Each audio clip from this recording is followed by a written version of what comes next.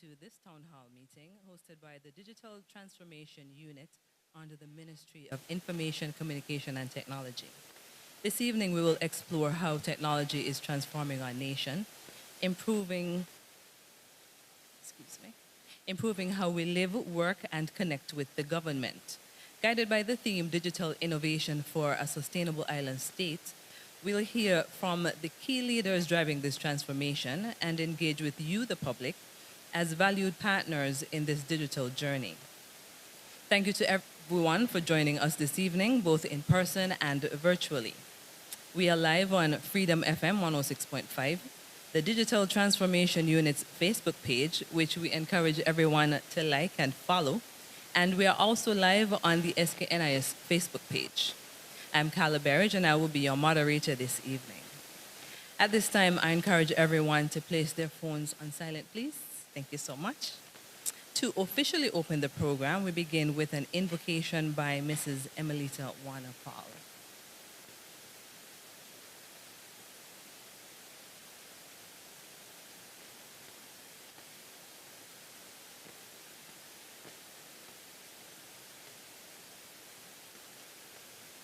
Good night, one and all. We may stand. Let us bow our heads in prayer.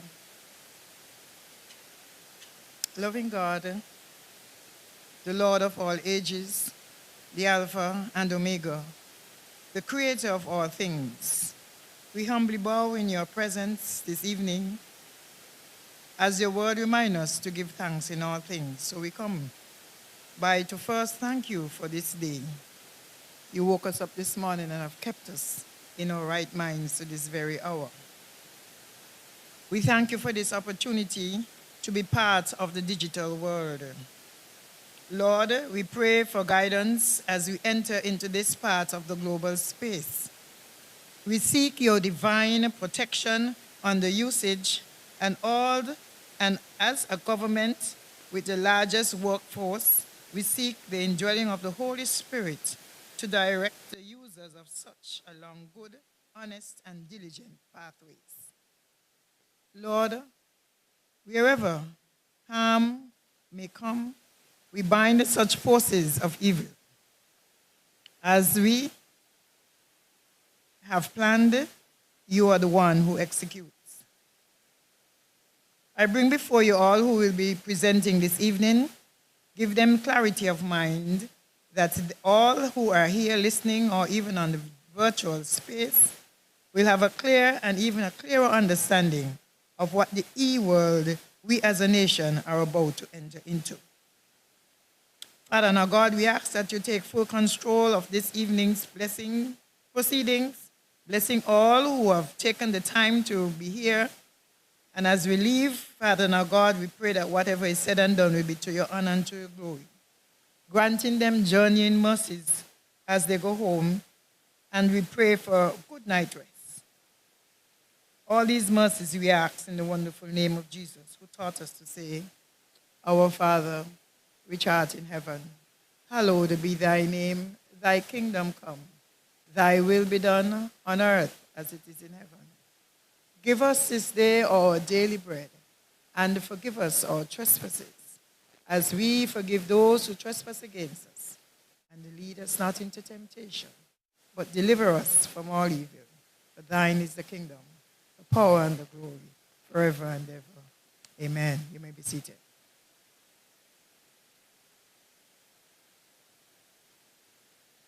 Thank you to Mrs. Warner-Paul for those uplifting words of reflection. Minister of Information and Communication Technology, Honorable Congress Maynard, and other government officials. Chief Digital Transformation Officer, Mr. Nigel Carty. Presenters, members of the community, the media, our listening and viewing audience, welcome. This evening's program will feature three main presentation segments, each designed to give us a deeper understanding of the government's digital transformation journey. Our first segment will focus on the government's commitment to the digital transformation overview, where we'll hear from Honorable Congress Maynard, Minister of ICT, and Mr. Nigel Carty, Chief Digital Transformation Officer.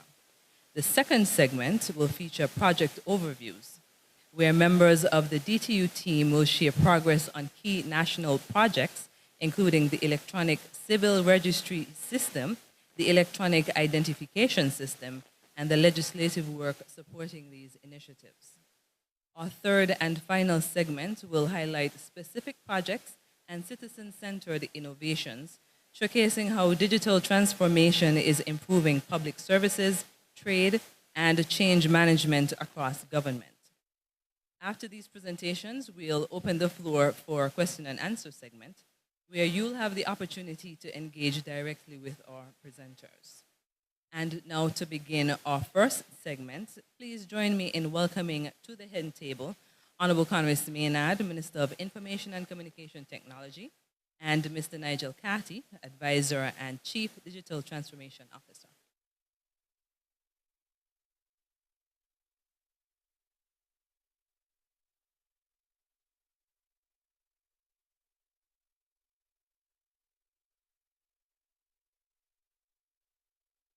I will now invite Minister Maynard to present the government's commitment to digital transformation modernization, focused on citizen-centered services, inclusion, transparency, and sustainable national development. Please welcome Minister Maynard.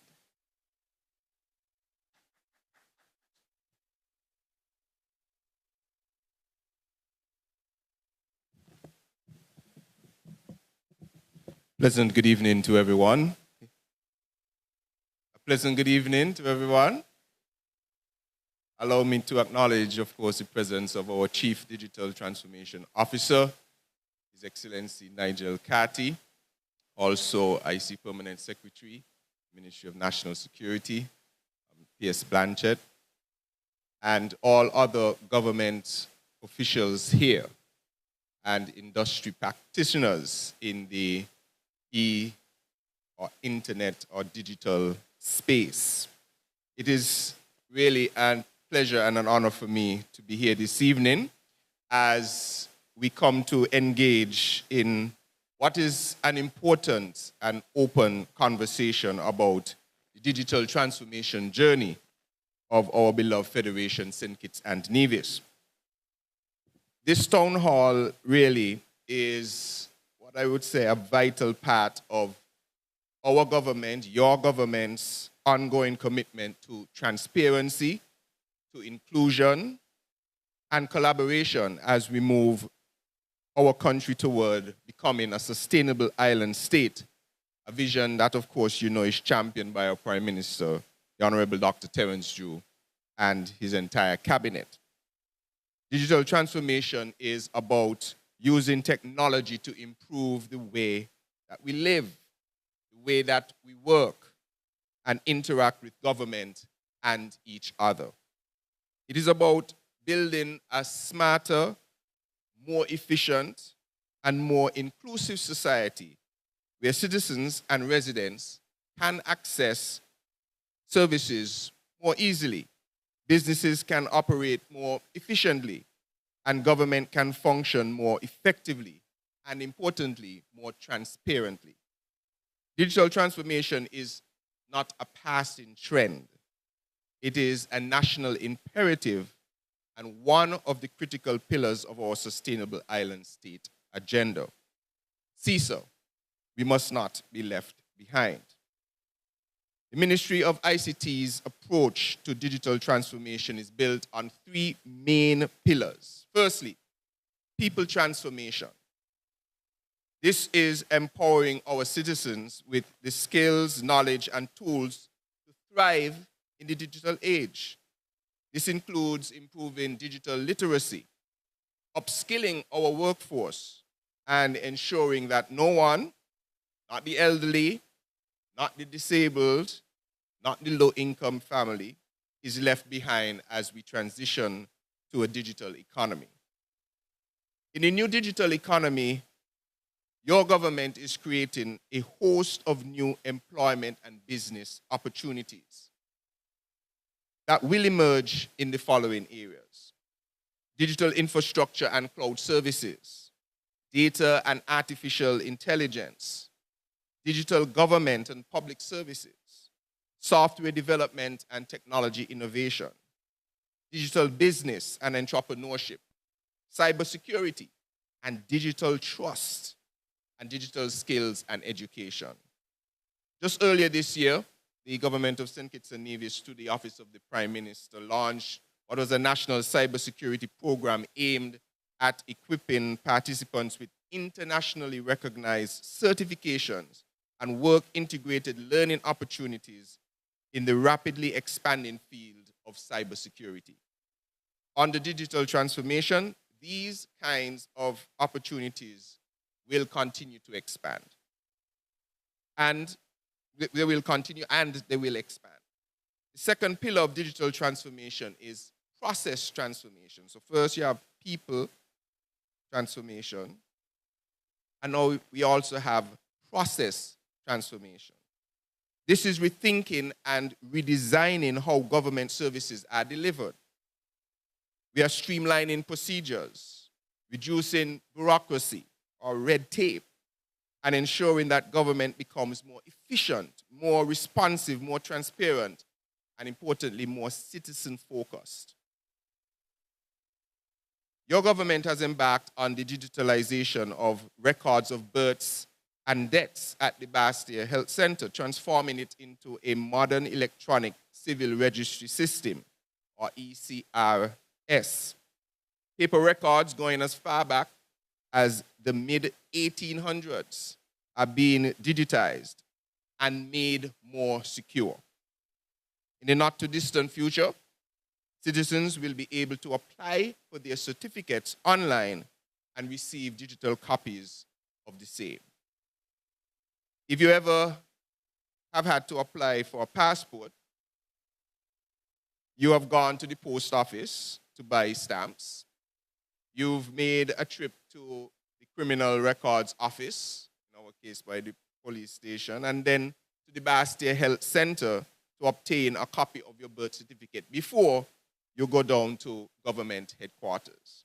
The good news is that your government is now working to develop an online passport application portal where citizens here at home as well as abroad can make their applications online in the comfort of their home. This is indeed a process transformation that is people-focused. Now, the last pillar of digital transformation is technology transformation. It entails modernizing our digital infrastructure and adopting secure, interoperable, and scalable technologies that enable innovation and seamless service delivery. This evening, the team for the Ministry of Technology will provide further insight into critical technology projects. These three pillars will work together to build a foundation for a modern digital government. One, of course, that is people-centered, efficient, resilient, and sustainable. Now, our journey toward digital transformation is supported by strategic partnerships with global leaders in digital innovation, such as the government of the Republic of China on Taiwan. I ask you to put your hands together for their support, continued support. Cybernetica out of Estonia, and the Tony Blair Institute for Global Change. Taiwan has been a consistent partner for over 40 years and is providing technical expertise and financial support for the development of our digital identity system. Estonia, a small northern European country, is one of the most digitally advanced nations in the world. We are leveraging Cybernetica's expertise to build a highly secure digital identity system. The Tony Blair Institute is providing support in shaping policies, frameworks, and governance structures that ensure our digital transformation is strategic, that it is inclusive, it is efficient, and, as I said before, definitely sustainable. While our international partnerships are vital, we are equally committed to building strong partnerships right here at home. Local businesses are the backbone of our economy.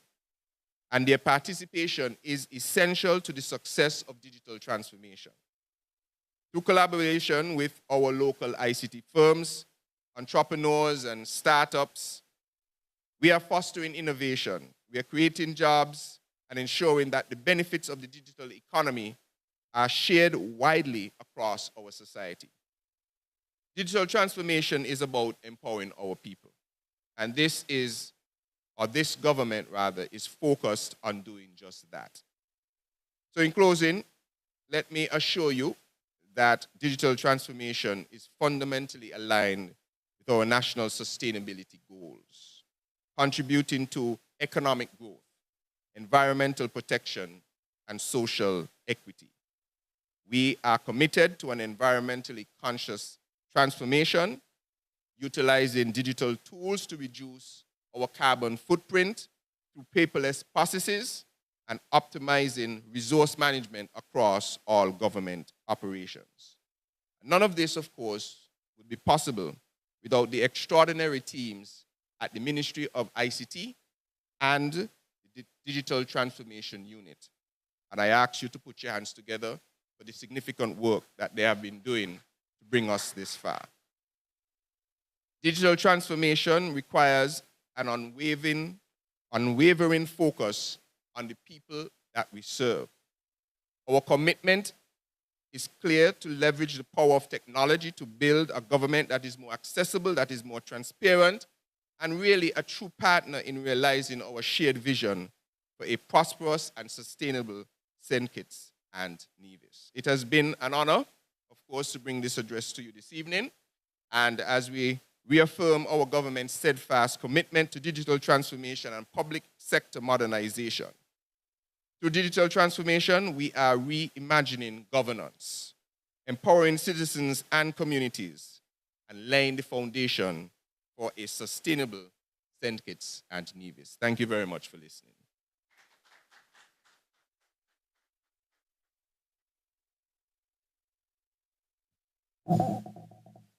Thank you to Minister Maynard for reaffirming the government's strong commitment to innovation and inclusion.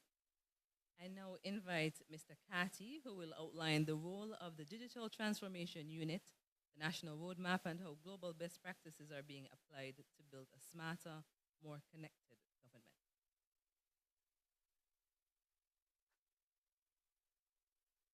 Thank you very much, Madam Chairlady. Good evening to all of you. Thank you for being here. Let me pay special recognition to our Minister of Technology, the Honorable Connis Maynard, Permanent Secretary, Mr. Glenroy Blanchett in the Ministry of National Security. I also want to recognize Mr. Samuel Iferi, representative from the Tony Blair Institute in St. Kitts. And of course, I want to recognize the team from the Department of Technology and the Digital Transformation Unit. I'm Nigel Catty, and my information is on the screen. I want to start by giving you a sense as to why digital transformation. Digital transformation is really an imperative under this government sustainable island state agenda. It didn't just drop out of the air. It is an agenda on which the Prime Minister is leading and being strongly supported by the cabinet ministers. Digital transformation is not just a fad. It is an imperative. And the Prime Minister in July of this year said that digital transformation, the Sustainable Island State Agenda, which we call CISA, are not just here for the sake of themselves. They're here because the government wants to be able to serve people better. It is about creating a sustainable island state. And digital transformation is a key pillar of that agenda. What do we mean by a sustainable future? It is about whether we can anticipate in the future a St. Kitts and Nevis that is more resilient, more prosperous, safer, more harmonious, economically stronger, and where employment, business opportunities, education, healthcare, and basic resources are guaranteed to all of our people. Critically important. I just want to show you this slide, just in case you haven't seen this. This is what the government has identified as the 7 pillars of progress under its CISA Sustainable Island State agenda. And while I'm not going to go through all of them, I just want to point out two, which I think we all can appreciate. Energy transition. In order for St. Kitts and Nevis to be sustainable, we have to make the transition to renewable sources of energy, cleaner sources of energy. And so the government is busy making investment in geothermal and solar installations. And secondly, water. We all know the problem with water. We can't be a sustainable island state until and unless we're able to ensure that all of our people can have access to adequate amounts of water when they need it and at an affordable price. The others are there. What is digital transformation? It is really about using digital technologies, electronic technology, to improve the way our government functions, the way it serves people, increases access to ordinary citizens, and all citizens, in fact, and the way we use technology to take care of the environment. So, broadly speaking, what are the benefits of digital transformation? Firstly, enhanced efficiency and productivity. We want government officers to be able to work more efficiently, smarter, and therefore be more responsive to people. We want our citizens of St. Kitts and Nevis and residents, whether here or abroad, or citizens, of course, to be able to access services that the government is delivering. So, you've heard about the passport project, for example. We want our citizens, whether they are resident here or abroad, to be able to apply for passports online. We want them to be able to apply for their birth certificates online. And of course, we want them to be able to access the government's services, the tax division, wherever those services are. We want to make government services more accessible at your fingertips. Thirdly is transparency and accountability. This is something that I know is on the minds of every citizen and resident. Transparency and accountability. Technology allows that, it facilitates that. There's a lot of information in government departments that you don't have access to because it's on paper. And that's not going to be made easily available to you. When that becomes digitized, then it can be made available to as many people as you would like. And there are others, data-driven decision making. We want the government to be able to make decisions based on information that the government has access to. For example, the hospital. People pass through, does the government know, for example, how many people pass to the hospital, what they suffered from, the average time they spend in the hospital, what kind of medication most people subscribe to? That information is there somewhere, but it's not pulled together and be given a chance to be properly analyzed for the government to use that in its planning. And that's just one example. You can think across the whole of government. We have that challenge. You make the information available electronically, then government can harness that information for better planning and decision making. What are the three dimensions of digital transformation? The minister spoke to these. People transformation, process transformation, and technology transformation. People transformation. It's training people to take the opportunities that are becoming available. It is training people for specific jobs that they already have in government, which are being transformed as a result of digital transformation. So, for example, the young ladies who are working at the passport office, once that office becomes digitalized, then they will have to work with different tools and they'll need different skills. So that's one aspect of it. We'll have to change mindset. There are people who have a mindset that things shouldn't go forward. We should remain in the past. And I'm sure that people have come here to be able to discuss and to see whether we should move forward on some of the important changes which are coming our way. We want to discuss those with you. And we also wanted to point out some of the key opportunities which we believe will become available to our people. Software and systems and cloud development, cybersecurity and digital trust, data science, and artificial intelligence and analytics, to name a few. This slide is really from a cybersecurity training session or course, which is being spearheaded by the Office of the Prime Minister. This was launched in February of this year. Because the government already understands that as we expose more and more of our assets digitally, cybersecurity has to become an even greater concern. And therefore, we have already begun training our people in this area. And training in other areas will continue and increase. And so we are not just providing the training, we are providing the tools. This is an important tool. In fact, one of the most important tools in reorienting our people toward digital transformation. Process transformation is making processes more efficient. It's not simply slapping technology onto old processes. In our department, we have people like Diana who are process managers who go into government departments and say, how can we streamline this process?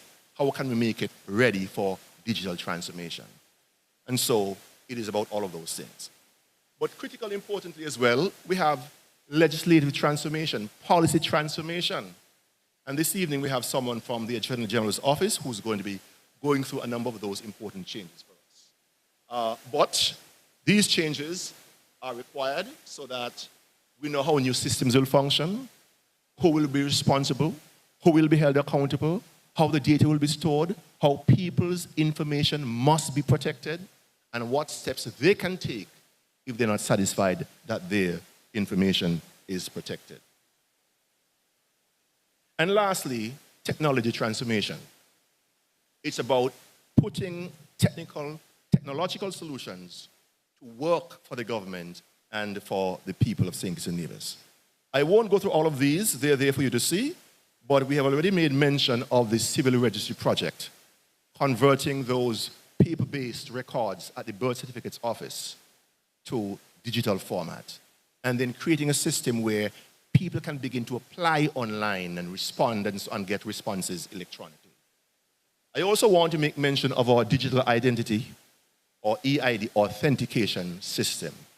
That is something which I know some of you have come to discuss this evening, and we are prepared to discuss that.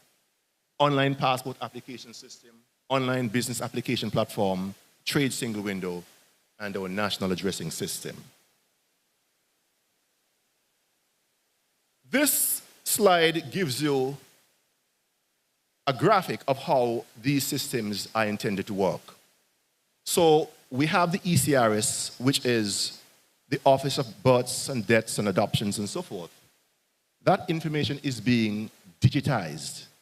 But that information will now feed into our EID system.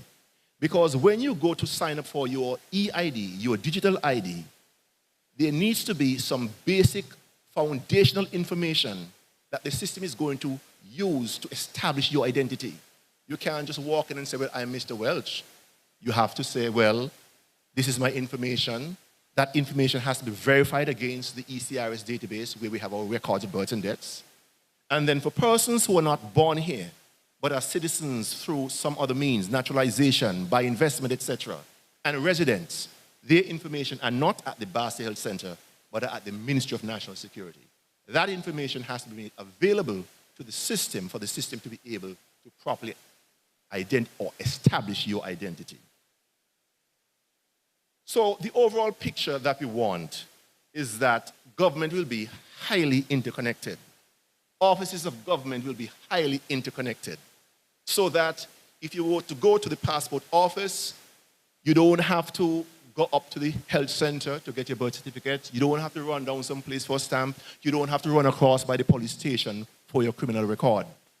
From one office, all of this information is going to be accessible. But I want to warn you that this information is not just an open pool for all to access. There'll be specific areas of information that will be accessible. So let's take, for example, Mr. Blanchett, he's the PS of National Security. And we have this new online passport application system. His system will not be able to just simply access all the information in the police records office, just the information that is necessary for the specific transaction that is being conducted. So there'll be rules specifying what information can be made available to other government departments. So we have to be very careful about that. So this is my final slide. This is what digital transformation is really about. This is what I call the so what of digital transformation. It's new governance and institutional frameworks for how government will do business. It is legal and regulatory frameworks, of which you'll hear a bit about later.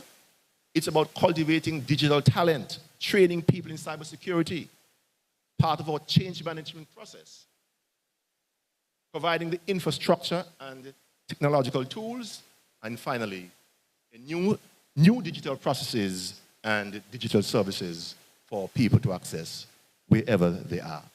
Thank you very much for listening. I look forward to your questions.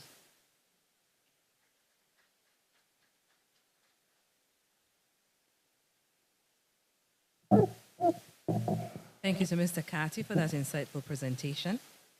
Please join me in thanking Minister Maynard and Mr. Carty for leading us off this evening. Thank you so much. We will now reconfigure the head table for our next segment, the project overviews.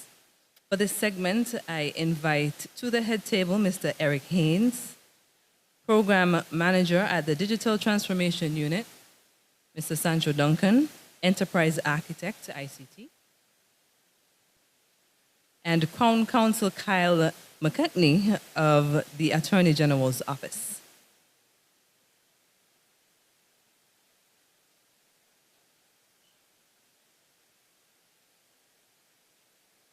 The project overviews will highlight key digital systems currently being implemented.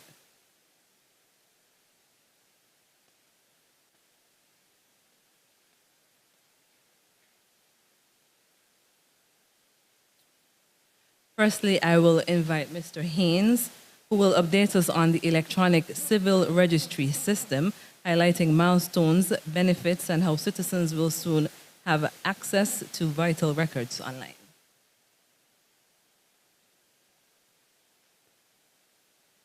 Good evening, ladies and gentlemen. Yes, good evening. My name is Eric Haynes. I'm program manager, one of three, with the Digital Transformation Unit. That's the unit which Mr. Carty spoke a couple minutes ago. So I would like to adopt the protocol established by the Minister and Mr. Carty in terms of welcoming all our guests and the citizens and persons from this community. So I'm going to speak today a little bit about the ECRS, as we call it, easily known as the the birth registry, or the civil registry, as we've been calling it, the ECRS. Okay, so most of you here know or familiar with Thinkits and how we do things, right? So we have the civil registries under the Ministry of Health, and I would like to thank all of the ladies who are up there who work hard, because you go up to the civil registry, you go in, you sit down and you wait, and they actually have to write your birth certificate or the death certificate or your marriage certificate. So you can imagine all the years that they've been doing this. I mean, they deserve a hand. They deserve a whole lot more than a hand, I think, right?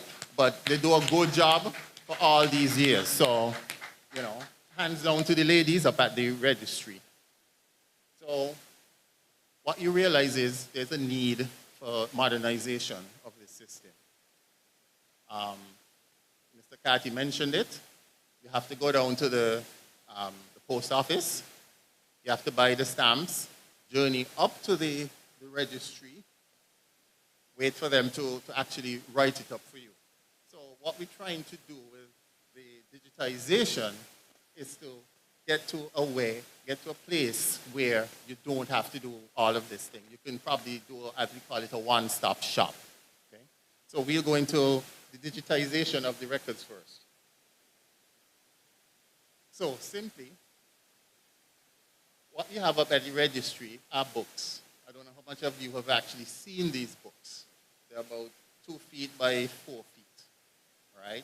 And each of those books has in about 60 to 70 pages, maybe more.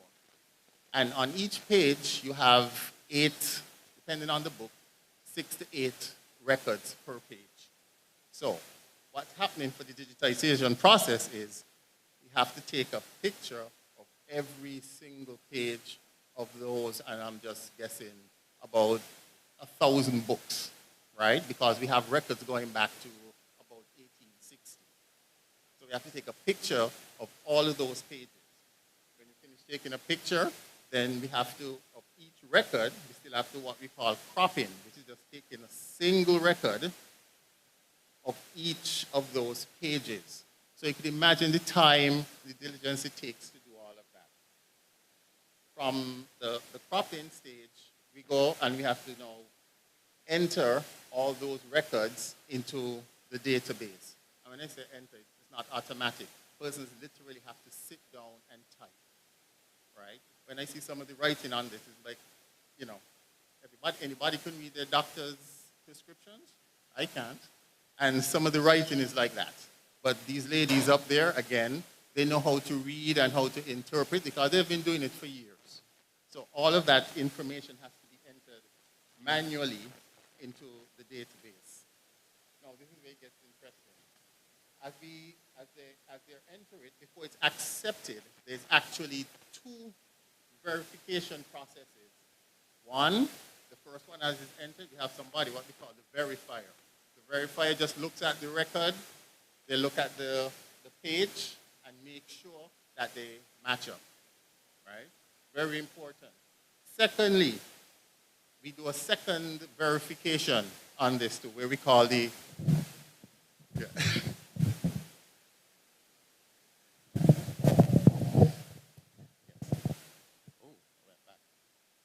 Yes. So we have a second approval process. So just to make sure that we get it right, there's actually 2 approval processes before that information is saved. And as Mr. Carty would have mentioned, you see how it's important it is because this data actually feeds into other processes. So we have to make sure we get it right. And then finally, after the second approval, what we do is we want to archive those books, right? Some of the books are very old. As I said, they're from 1860. So it's going to take us some years, maybe 2 or 3 or 4 years, depending on the condition of the books, to actually get all of this information in. And we have to be very careful with some of these books. Sometimes they say, you turn the page and the book wants to crumble. So we have to be very careful with that. So if you look at the screen right now, you would see that we have some persons working on it. And in the second picture is actually what happens when they scan the book or they take the picture of the book.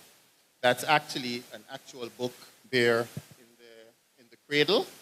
And those are 2 cameras, one pointing at each page. And then there's a light in the center to make sure you get a good picture of it. And they have to do that for every single page, for every single book. And I said, I'm guessing about 1,000 books up at the registry. So it's going to take some time to get it right. And these are the ladies. We couldn't actually show something on the screen because that would have been personal data. So even in presentations, we have to make sure that we keep person's data secure. But they will be entering the information on the screens for us. And last but not least, this is actually a space in the registry. Very limited on space up there, as y'all would know who's gone up there. We're very limited in space. But this is a space that we reserve for the additional persons that we're going to have entering data. So this is the digitization is phase 1. So we're going to have a phase 2. And I mentioned before, payments. No more stamps alone, right?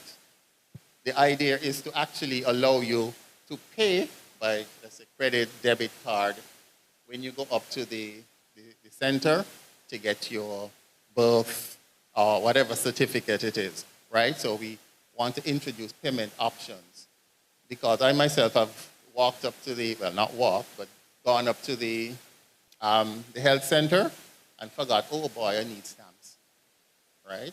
And I'm sure it's happened to one or two of you around here. Searches. With the information being digitized, it's much easier now to do searches. Some persons, and this is something I learned too, you can actually do searches at the registry. I think it's, right now it's $5 or something, and you could actually do a search. So it's easier to do searches, right? I could now give a name or however their process is, and they can actually do a digital search for you. It'll definitely be much quicker than them having to look through books.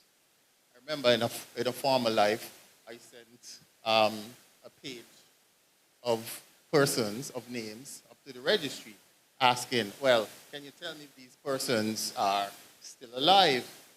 And I came back saying, I'm sorry, but no, it's all manual. You have to give us a date or year or a time or something like that so they can reference it. But with the new digital system, you know, you can just put in the name and see what comes out. Certificates.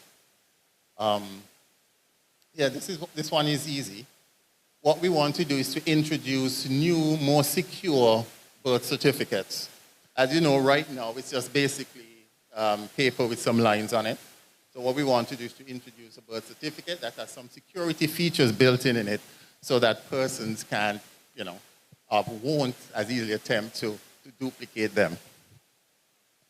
And finally, just a little bit on the legislation, but I will leave that to one of the next presenters. But part of this whole process is looking at the legislation and making sure that the legislation keeps up with the digitization. So, in summary, and I'm sure y'all are happy I've been brief. In summary, we want to increase payment options, like I said, improve services, searches, faster service, right? When we get the new system, everything is much faster. More secure physical certificates, and oh, I forgot to mention that these certificates actually be printed. So you would actually just print the certificate, they would sign it, and you should be able to get it instead of waiting 5 minutes. It might just cut the time down at the registry from 5 to 2 minutes, but it's time saved, right? And then the legislative changes. So the future improvement, what we want to do, as I mentioned earlier, we want to preserve our books, right? As I said, 1860, that's nearly 150 years old. So we want to preserve them for as long as we can. So that's something that we do have to work on. And I think Mr. Carty mentioned something too with the hospital, especially when it comes to births. You know, you have a digital system now. You don't have to wait to go from the hospital to the registry, right? The hospital can actually register births and, you know, other activities like that. So that was my final slide. So as I said, I'll be here after when we have any questions if you'd like to ask any. Thank you.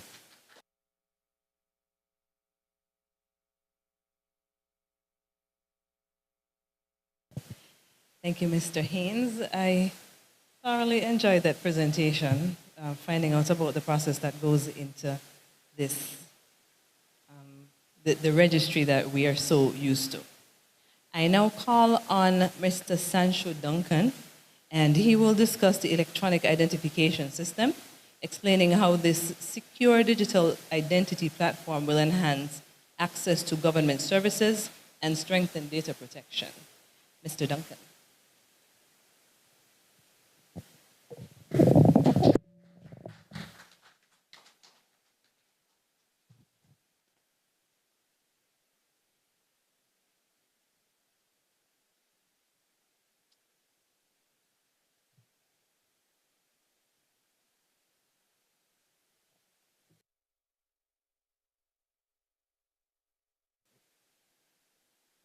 Okay, good evening, everybody. I'm Sancho Duncan.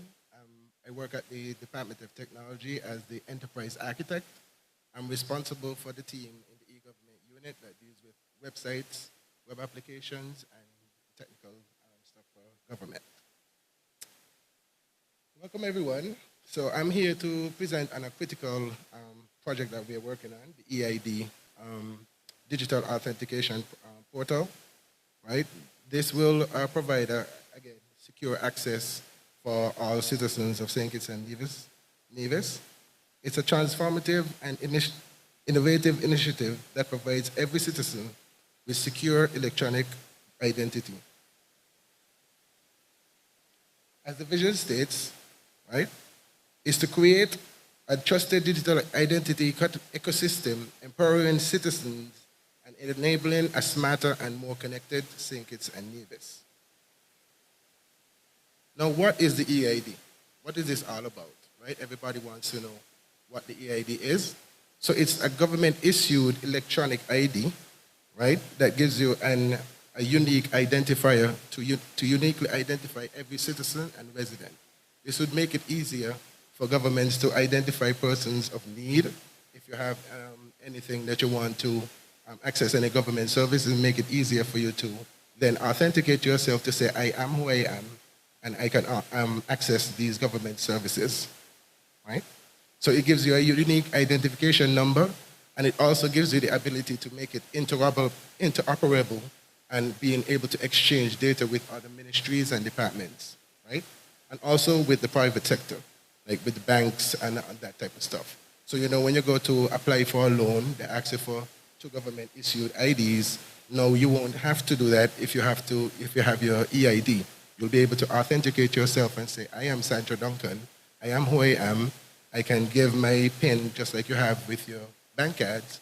You have your PIN number and you can enter it and access your money, right? Same way you'll have your EID card, you'll have your PIN to your EID card, then you'll be able to access and authenticate yourself to access that government data.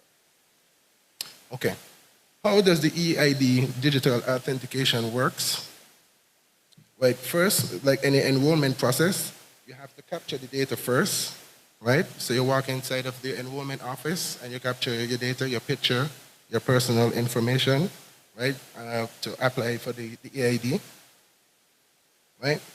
Citizens can verify themselves both physically or online using different authentication methods, right?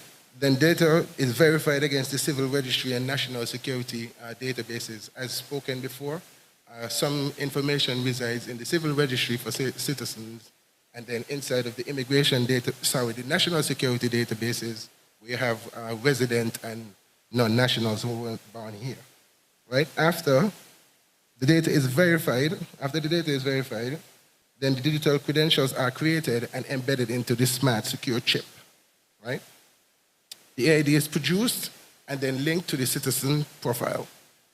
Citizens will then be able to authenticate themselves, again, with a PIN or a digital token issued, a one-time password, such as a one-time password, where you can put in your one-time password and authenticate yourself and access the services. Right? I know this is one of the most critical things that everybody wants to speak about, which is the security and the privacy features that is with the EID card. Right? We want to make sure that we have data security and privacy at every level of the system. Therefore, the EID and the digital ID have multiple layers of security, both physically and also in the digital space. So as you can see from the slide we're showing, there were several layers of physical security, such as rainbow print, embossed textures on both front and back, optical variable ink, which uses a special light to read the text on it, right? We have microprints, which up to times 100 zoom, that you can't just read with the naked eye. And then the IKO encrypted magnetic chip, right? Again, it is the same that is used in your bank card when you push it inside of the ATM machines and you put in your PIN to get access to your money.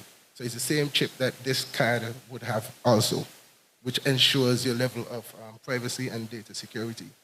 Also, there are many anti-countering features also embedded in the chip and embedded on the card. So just take a minute to look at that.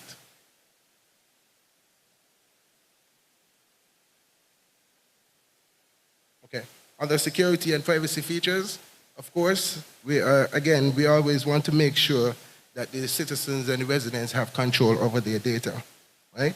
So some other data protection features are the encrypted data, multi-factor authentication, of course, again, with the one-time password and your PIN. So just like with your bank cards, you don't give anybody your PIN, which you can also change it as well. Even if somebody get access to your PIN, you can also change your PIN, but you don't want to give people the PIN, just like you don't give people the PIN to your bank cards, you don't give people the PIN to your EID. It's the same concept, right? Again, privacy control, we want the citizens to be able to give consent to who is going to use their data. So if I want, again, bank access to 2 pieces of ID, I can authenticate myself and then give the bank access to 2 pieces of government IDs for me to access a loan or something like that within minutes. So I don't have to go to the bank to physically apply in person. I can apply online using my EID. Again, we want privacy again to allow transparency for everybody. So there is access logs that you can also see that who is accessing your data and what they're using your data for, right? So that ensures, again, the citizens have that level of transparency with the government so that you can check and see what the government is doing with your applications, et cetera, right? So we just want to speak about some quick benefits to individuals and government. For the citizens, of course, we have reduced identity fraud. So it's harder to copy one of these cards, again, because of all of the security features that is on the card. So you can't just put it in a copier and make a copy of it because of the different layers of security that is on the card, right? It's one ID for all access to government services. And I know people might say, one ID, oh, you have access to all of my information, but that is not how it works, right?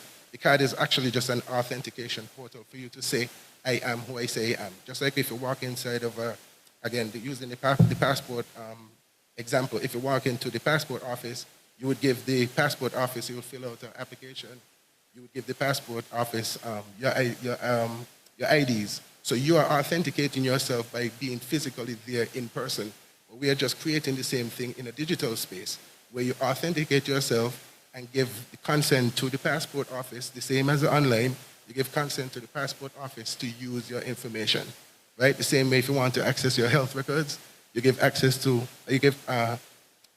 grant access to the health records, the health office for you to be able to access your health records. So the information stays in their siloed spaces. So it's not like, again, what the minister says, that you can access every piece of information about myself by just having my PIN. It doesn't work like that, right? So the information remains in their separate databases, and only if I want to use that service, then I would call on that particular service, to get that particular information. But somebody who doesn't have access to that information cannot get access to that information. It's impossible, right? Again, for government, improve service delivery. That's the main goal of the government, to increase, be more efficient. Again, you walk inside of these offices and it's all paper-based. You have to wait so long to get information. We don't want to have that anymore. Again, accurate citizen records and enhanced identity management. Right? So the vision for the future, again, is to have integration between all of the ministries and departments, right? And to have one mobile EID. Can you just imagine government in your hands? You have all of the government in your hands. You're using a single app where I can track all of my applications. I can track all of my payments or anything I do with the government through this mobile app. Again, government in your hands, just imagine. That's my presentation.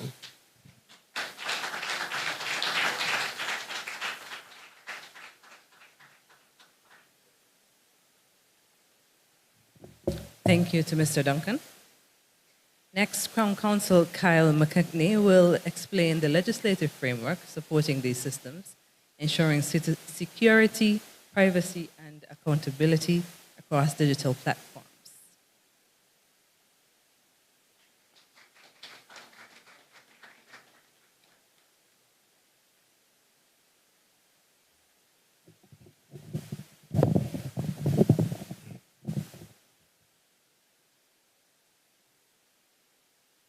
Good evening, everyone. As mentioned before, I'm here to just present some insight into the legislative framework that is to be enacted and implemented, and the amendments to be made in relation to supporting this digital transformation undertaking.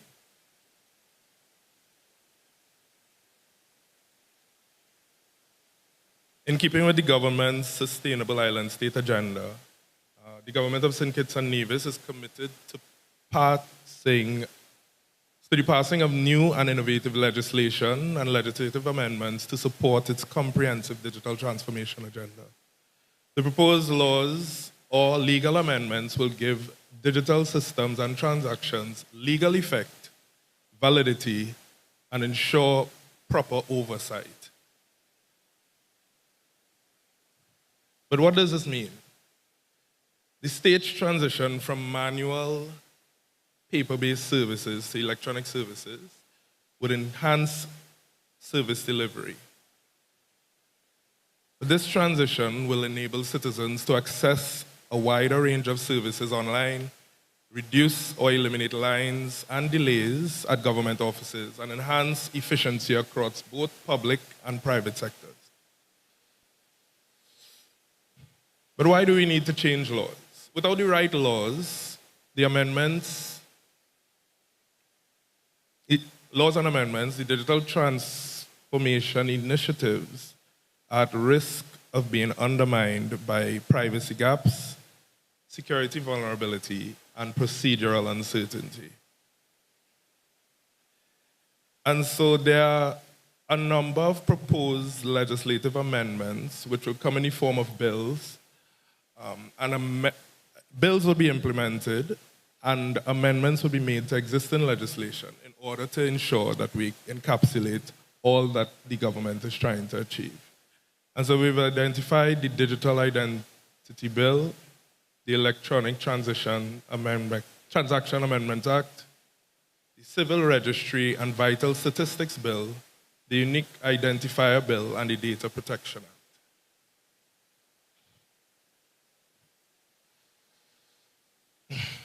The Digital Identity Bill.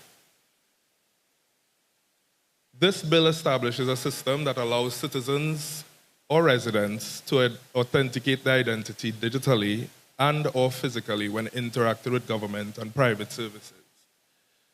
It enables a single sign-on, streamline access to services. It reduces the duplication or the likelihood of identity duplication and verification across agencies. And it supports trust in digital service delivery and better data integration across government.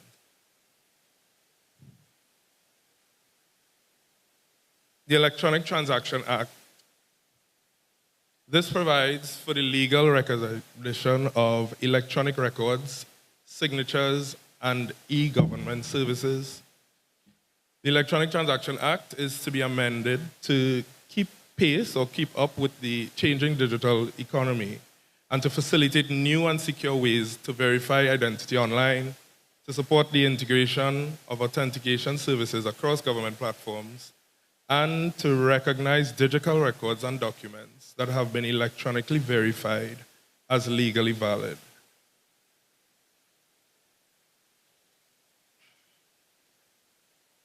There's a proposed Unique Identifier Bill, and this provides for the creation of a National Identification Authority, the assignment of a unique identification numbers, the issuance of physical and electronic credentials, facilitate real-time authentication of identity, and support mutual recognition of identity across the OECS.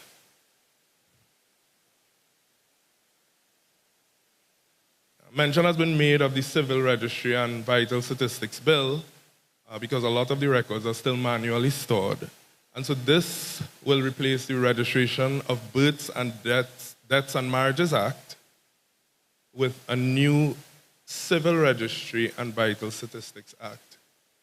And this new act will ensure that every birth, death, every name change, your marriage, adoption, and essentially vital life cycle event is recorded not in the books, but in secure, accessible systems.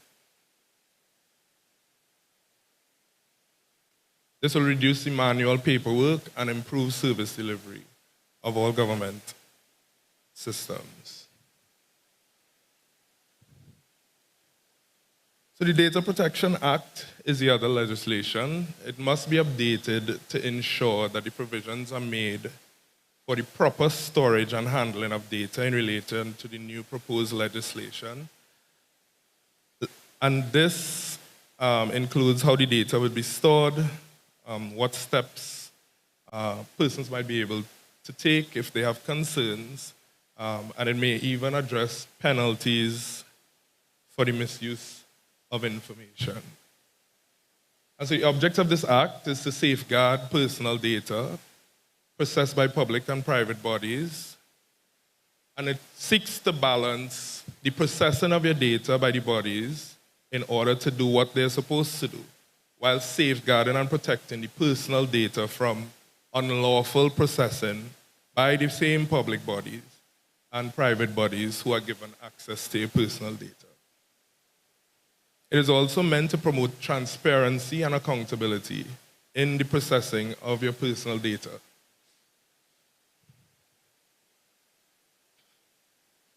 So, the transformation of government services depends not necessarily on the technology that's being advanced in order to facilitate the access to services, but it must also include this robust suite of legal documents, laws, acts, bills, supplemented by policies which would give effect to all that the government is trying to achieve. That's the end of my presentation.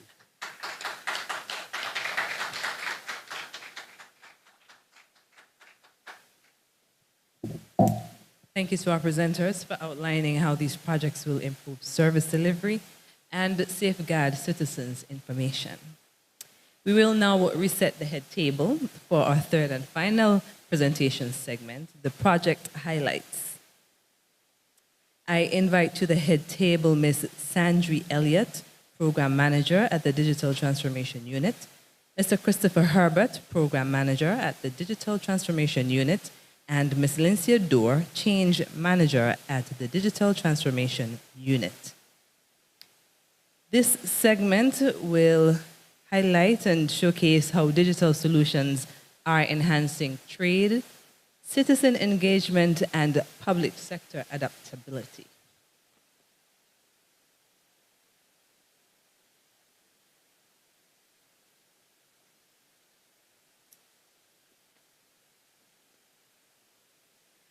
I invite firstly Ms. Elliott, who will present the Trade Single Window Platform, which is a system that streamlines trade by connecting border agencies for faster, more efficient operations.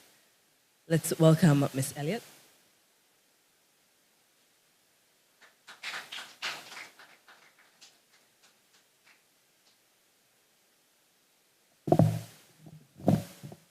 Good evening, everyone. My name is Sandri Elliott, and I am one of the program managers in Digital Transformation Unit. And just wish to welcome everyone again. I will be talking about trade single windows, saying it's a Nevis trade single window. And it begs the question, what is the trade single window? And as listed by United Nations Trade Facilitation, Recommendation 33, it is a facility that allows parties involved in trade and transport to lodge standardized information, obtain permits and documents with a single entry point to fulfill all import, export, and transit-related regulatory requirements.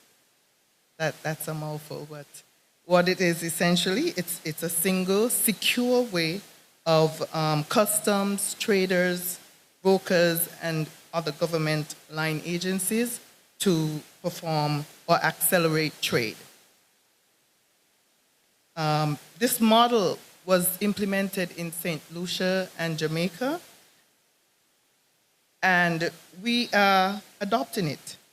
It's providing a centralized system that connects customs, port authorities, and other regulatory bodies in those islands. It has significantly reduced clearance times and improved compliance with international trade standards for those two islands. So for decades, we have relied on paper forms. Matter of fact, we've been relying on paper for decades. Paper forms, paper files, paper transactions.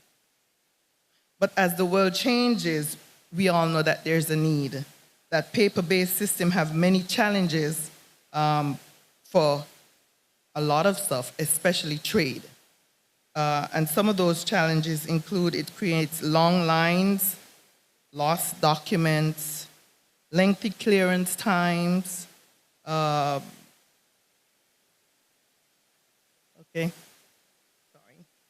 lengthy clearance times, and increased risks of errors and inconsistency in documentation. And finally, higher operational costs to traders and government agencies, not to mention missed opportunities to have trade enabled with other countries. So therefore, the benefits of the St. Kitts and Nevis trade single window would allow us to perform with the big guys, function in a trade environment that would be faster, provide faster clearance, and reduce processing times, enhance transparency, security, and accountability across, sorry about that. I'm going faster than my slides. So I've been through the challenges where it mentioned lengthy clearance times due to manual document handling, increased risk of errors and inconsistencies in documentation, limited transparency, and increased difficulty in tracking shipments. And finally, higher operational costs for traders and government agencies. Okay, and so to move into what benefits the St. Kitts and Nevis trade single window would provide, number one, you have economic growth, faster clearance and reduced processing times, enhanced transparency, security, and accountability across trade processes. Another one is improved compliance with World Trade Organization and international trade regulations, cost savings for businesses and government agencies, strengthened national competitiveness in regional and global markets. One of the most important benefits I find would be the benefit of trust. The St. Kitts and Nevis trade single window, it's about making life easier and faster and safer for every citizen, business owner, and public servants. Oh, finally, just to sum it up, that the benefits totally outweigh the disadvantages, so therefore, implementing a trade single window will help us to build confidence that when you go online to do business, your information is safe, confidence that your government and local institutions are managing your data with integrity and care, maintaining sovereignty, confidence that as a nation we are prepared to face and defend against cyber threats just like we defend our borders. So by taking cybersecurity seriously, by building into every digital system from the start, we protect not only our data, but our reputation as a trustworthy and forward-thinking country. Thank you.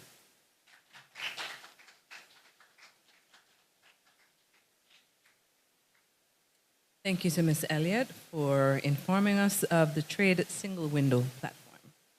I now invite Mr. Herbert, who will highlight initiatives that enhance citizen interaction with the government, making engagement more transparent and user-friendly.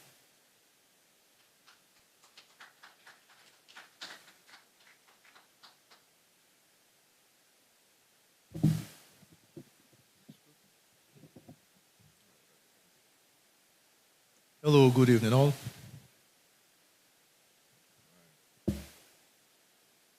I trust that you would agree with me that there's value in your being here, that there is indeed a reason why you're here. There is substance in your being here. Before I continue, though, I would have to, of course, acknowledge the members of the first esteemed head table, our Minister of Technology, and of course the lead of the DTU. My purpose this evening is to speak just for a bit into an aspect of digital transformation. My name is Christopher Herbert. And, okay, that should help. My name is Christopher Herbert. I function as a program manager at the DTU, the Digital Transformation Management Unit, or Transformation Unit. You've heard much about technologies this evening, and that's what we do. However, it's critical that you recognize that the core aspect to all of this is not in truth the technology, but the most critical stakeholders are indeed you. And all that's being planned for, all that's our strategies are focused around, the entirety of the CISO is focused on you. My hopefully brief presentation this evening, I've been told that I have challenges with brevity, but I'll attempt, is on enhancing citizen interactions with government. Yes? A key aspect of all that we do, recognizing that behind our technologies are indeed you. And that which steers, that directs all of our technological deployments is indeed understood goal and understood outcome. For this first aspect of the presentation, which will focus on the Consumer Affairs website and mobile application, our end is advancing governance and service delivery through digital transformation. And so, yes, you will see a website. Yes, you will see a mobile application. But there is just a bit more sitting behind that. The first aspect of focus here is increasing information access and improving awareness through digital technologies. You'll recognize that this website is not a typical static website. There are many websites that are well put together and they remain static, unfortunately, for extended periods of time.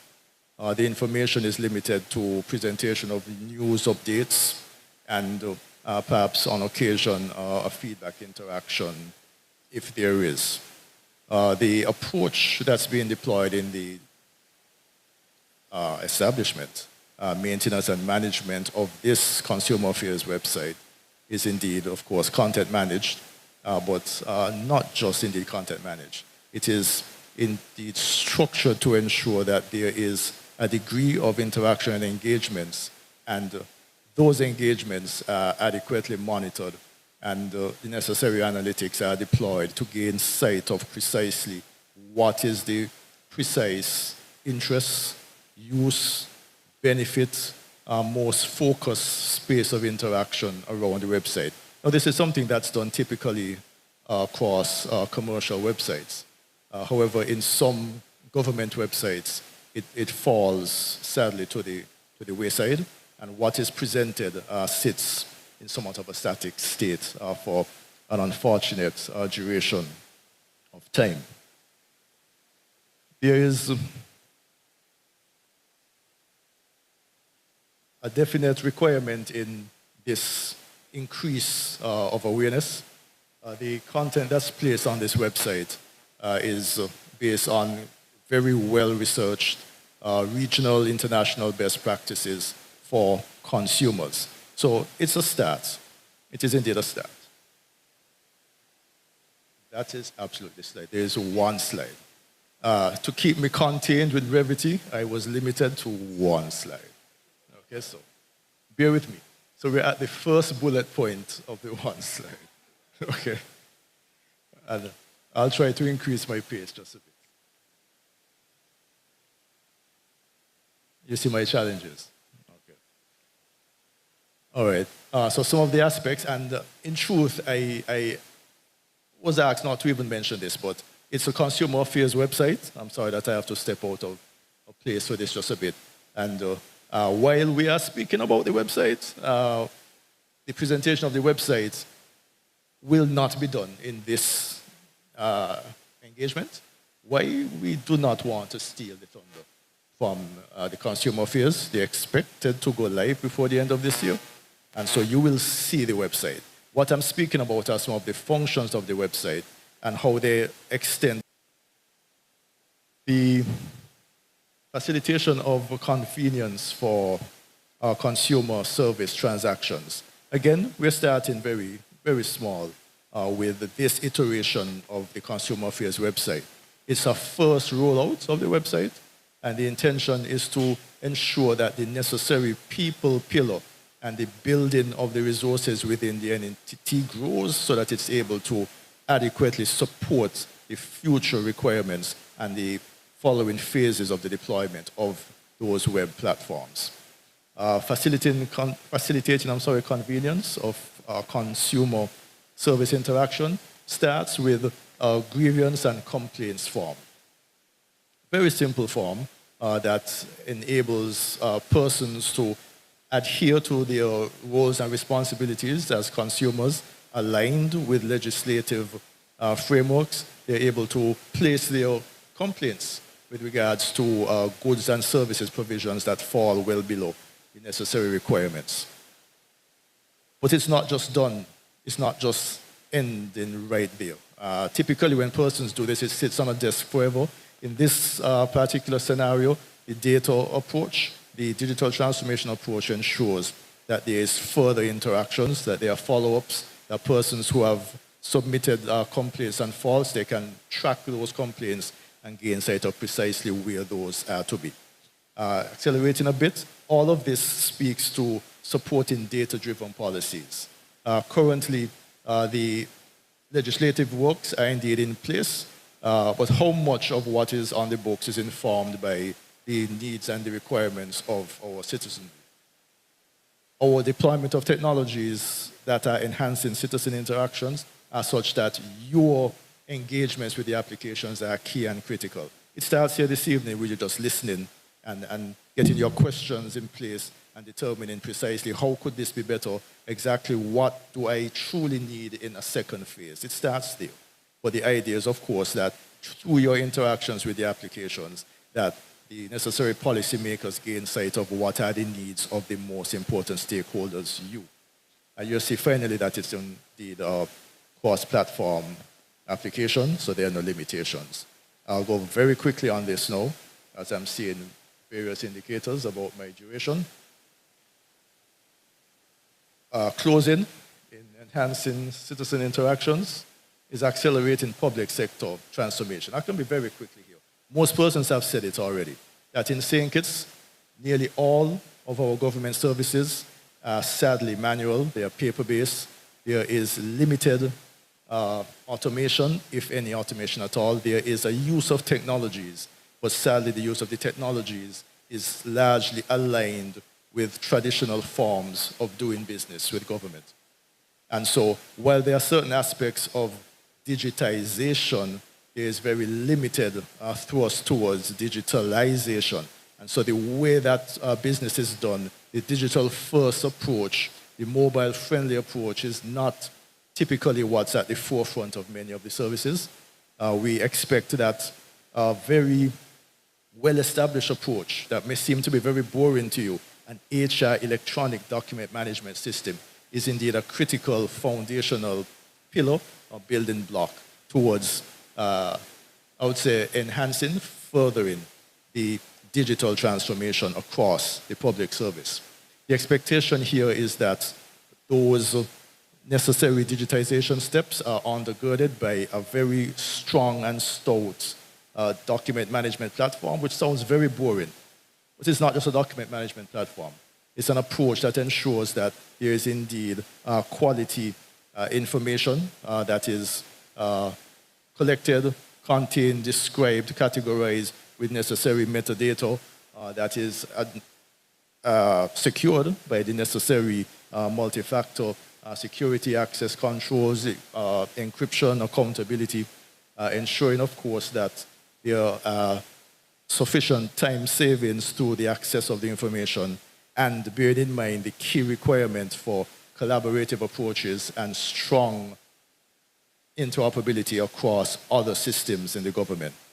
It might sound boring, but the reality is for a person to be onboarded in government, for a person to endure the government for their career, everything from onboarding to transfers,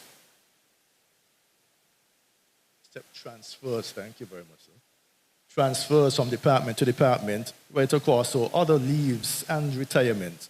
The duration for these processes are sadly laborious, and it leads persons with sometimes 6-month processes, 6-month duration times for what you would expect to be simple processes. And this is not pointing a finger of blame at HR. The HR grouping of gents and ladies work very hard. However, their manual, non-digitized, non-workflow-enabled approaches towards document management has hindered their ability to indeed be transformed by the digital technologies. However, in our attempts, we are seeking to build the necessary digital frameworks. I mentioned before security, time savings, easy collaboration, improved compliance. We expect that these frameworks would be built out. In fact, this application it has taken quite a considerable step forward, and we expect that it would be a first building block towards the scaling towards ubiquitous, impactful digital deployments. It starts here. It starts here, and we trust that it will extend well beyond. Thank you very much for your patience.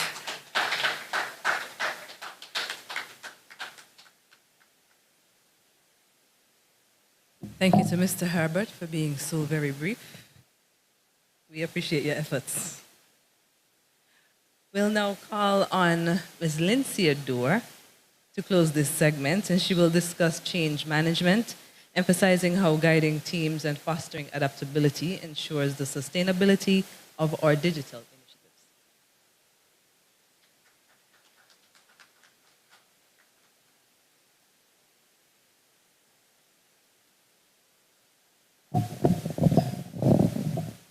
Good evening, everyone. So like Chris, I will be very brief.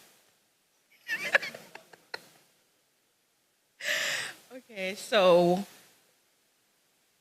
tonight I'm here to talk about change management. Now, we may ask, what is change management?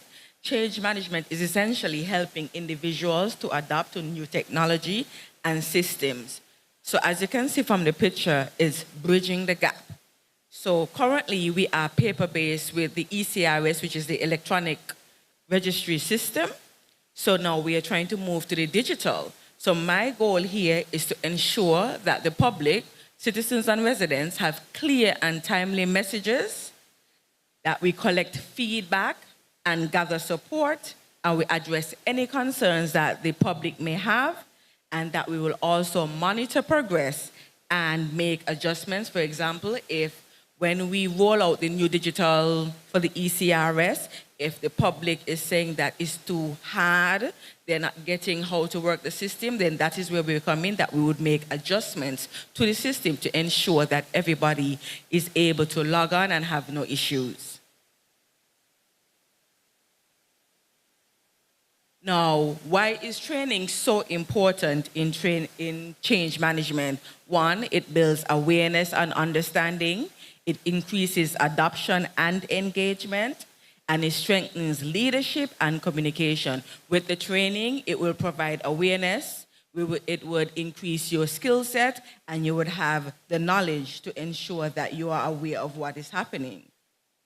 So our overall goal is to ensure that citizens and residents have the ability to ensure that we educate everyone in the processes and new technologies that we are about to roll on stream. At the Digital Transformation Unit, we are committed to clear and timely communication, training and tools for success, opportunities for stakeholders to give input, just like tonight we are here, and to provide stakeholders with any support that may need. So, was that brief enough? Thank you so much. Thank you to Ms. Dorr. And now we will move into our interactive question and answer segment. We will switch up the head table once again. Thank you so much. And we will call on Honorable Congress Maynard and Mr. Nigel Catty to sit at the head table as we invite the public to ask questions.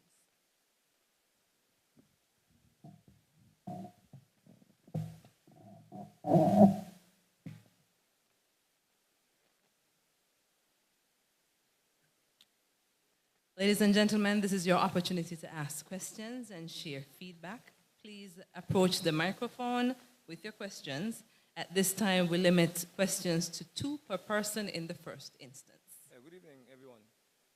The Minister and the former Minister, I'm just wondering, this initiative, is it mandated by the United Nations under its Agenda 2030 program, or is it something indigenous, or something that is organized by the OECS or CARICOM? Because I'm aware that at the moment, there's a meeting in Doha, which is designed to enhance worldwide acceptance of digital IDs with a very sinister ulterior motive, which would be to control people's movements, people's assets, limit people's freedom, as it were. And it has a lot to do with digital IDs. So I'm just wondering if what's happening here is a part of that mandate, or is it something that is strictly homegrown? And before I take my seat, also, we learned a long time ago that if anything sounds too good to be true, it probably is. So I would like you to explain to us what are some of the dangers that are involved in this program, because I'm sure it can't be all nice and dandy. All right, thank you very much for the question. And firstly, let me thank everyone for being here. I am pleased to see that there is a level of interest in this particular initiative. Now, with respect to your question, there's no mandate by the UN or by any government or any institution or any body that I'm aware of that is forcing St. Kitts and Nevis to digitally transform its government. This was actually one of the commitments made by the St. Kitts Nevis Labour Party administration in its campaign, where it said that we need to improve the ease of doing business with the government. And in order to do that, we have to transform our government. In fact, on the trail, the St. Kitts Nevis Labour Party administration became the first campaign, I believe, to actually digitize its manifesto and created an app so that you can follow it digitally and it can be updated accordingly, etc. So this is an indigenous part of what we call our Sustainable Island State Agenda, where we believe that it is critical for us to transform our government and the way that we collect, store, and manage data so that we can become much more efficient, we can become more transparent, you can have more control over the information that is your information, and to overall increase the ease of doing business in St. Kitts and Nevis.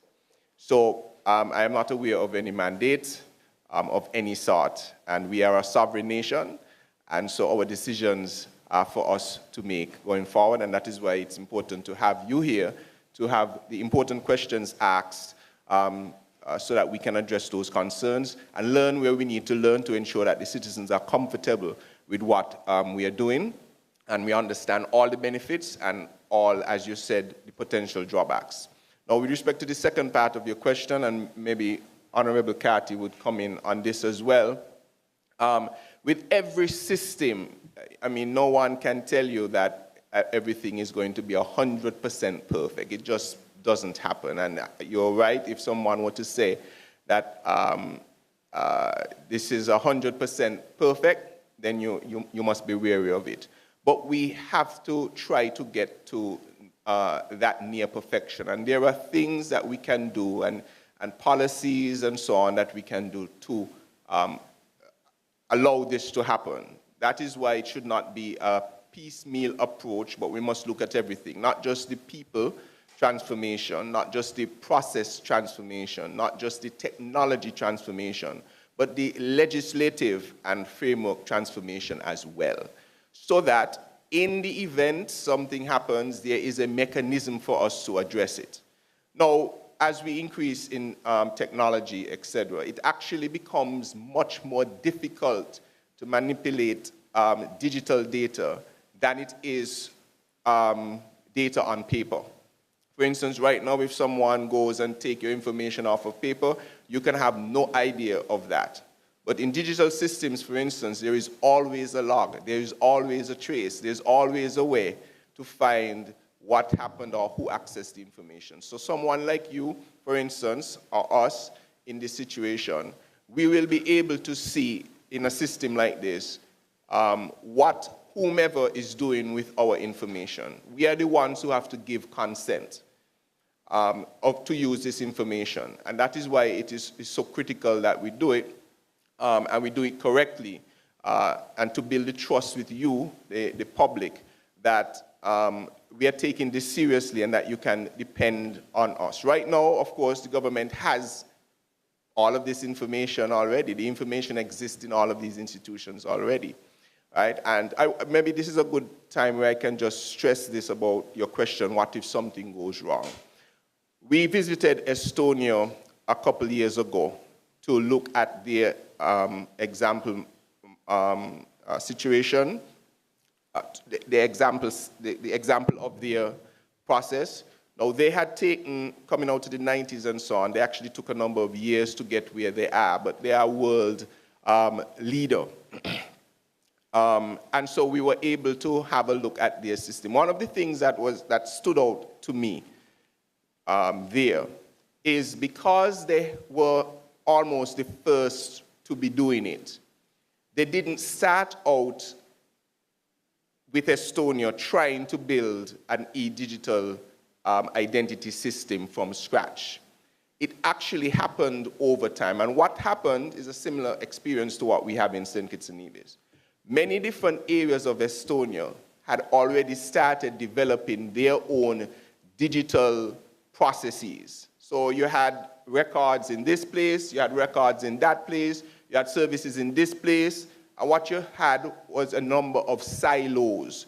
So information was here, information was there. And one of the things that they decided to do when they were building the system is not to centralize all of that information so that it is easily accessible by one targeted attack.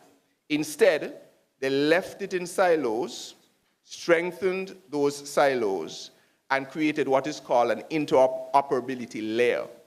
So you can only, if for instance someone were to, God forbid, get access to one set of information, that is what they got access to, just that, instead of the whole system. So that is the same approach that we are taking here, where we are not creating a centralized place that holds all of the information. So Inland Revenue will have its information, Customs will have its information, Social Security will have its information, health records will have its information.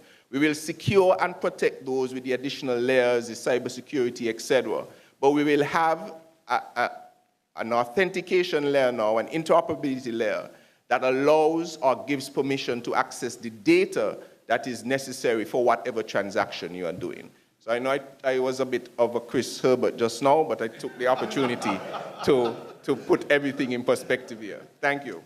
Could I just add one point to what the minister said? Mr. Blake, I think I understand how you're thinking with the question you ask. The fact that there are other countries who are doing what we're doing, and the fact that there are organizations such as the OECS and CARICOM and, UN and so on, advocating and encouraging, doesn't mean that we're on their mandate. I got a cell phone because I saw other people using a cell phone. I recognized the value in a cell phone. This was way back in 2003, thereabout. And so I began to use it, not because I was under a mandate, but I saw the value in moving in that direction. The other thing, the last question you asked, anything we do has risk to it. And as government puts more and more of its digital assets online or expose more and more of its assets digitally, there is the need for us to bear in mind the beef of our cybersecurity posture. So it comes with various considerations. Good night.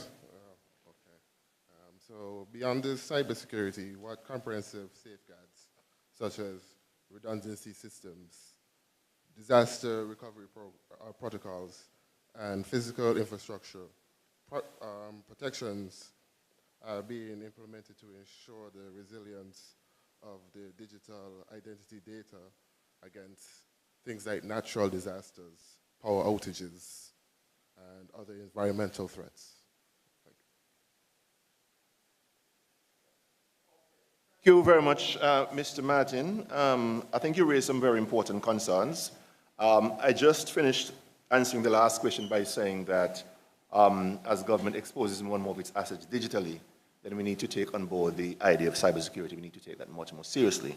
Not that it has not been taken seriously, but it's just that we have to redouble our efforts and make sure that we have the best strategies surrounding cybersecurity. But the minister also made reference to a while ago of distributed systems, not having all of your data in one place, but having systems, various systems storing data. And you also raised a very important point of redundancy, data redundancy. These are strategies that we are already using, but we will have to sort of make sure that we double our efforts in that regard. For example, a number of systems that government has. We have systems that are operating locally, so we have local databases, whatever have you. We have private cloud and government, but we also use public cloud, so there's a redundancy there. As well as you can have redundancy within our borders, but in different locations, and that is what we're doing. One of the important things as well is that we recognize that we need to create a safer place for the storage of government data systems.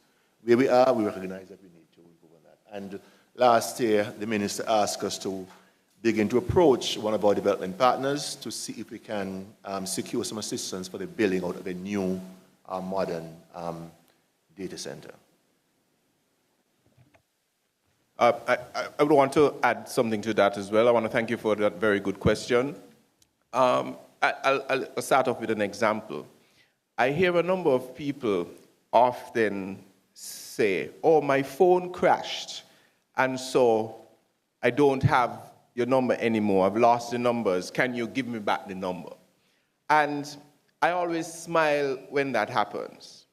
Because right now, if my phone is stolen, God forbid, if my computer systems are totally crashed up, God forbid, if we go through an unfortunate natural disaster, I am almost confident that I will lose zero of my data. Why? Because digital transformation allows us this opportunity to safeguard the information and create the necessary redundancies that go along with it. Now, on a regional level, we have also been discussing this at, say, the Caribbean Telecommunication Union. And talks are also advancing to how we can, in the Caribbean, provide some of that redundancy that we need. So Trinidad, for instance, is building a number of data centers such that we can partner with them, especially they being in the southern part of the Caribbean, probably less likely to have serious weather events that can breach the integrity of wherever that is. So we are in those discussions about how we will partner as Caribbean nations to not only host our data and secure our data as a sovereign nation, but how can we support each other by providing the necessary redundancy for the information. So all of this is part of the, what we are moving towards, where digitization will create redundancy copies, as the Chief Digital Transformation Officer said, that I forgot what I was going to say that you said, but we are at this is all part of what we're doing in terms of making sure that we have digital, he was saying that there are local cloud services and also global cloud services that we use. So this is also going to be part of our strategy to ensure that we have the necessary redundancy that we like. So I want to encourage persons that don't lose your phone and lose your information. There are very simple technologies that exist that can secure your information, and we need not be afraid because this offers us the opportunity to recoup them. I want to throw my hat out right now to the people of Jamaica, of course, and Cuba. I don't know if, and Bahamas, it passed to the Bahamas for the horrific natural disaster that went through their parts of their country. And the southwestern end of Jamaica has been decimated. And God forbid that anyone had critical information that was only in that situation, that will be completely lost. And digitization, digital transformation allows us an opportunity to create that type of redundancy. Good evening.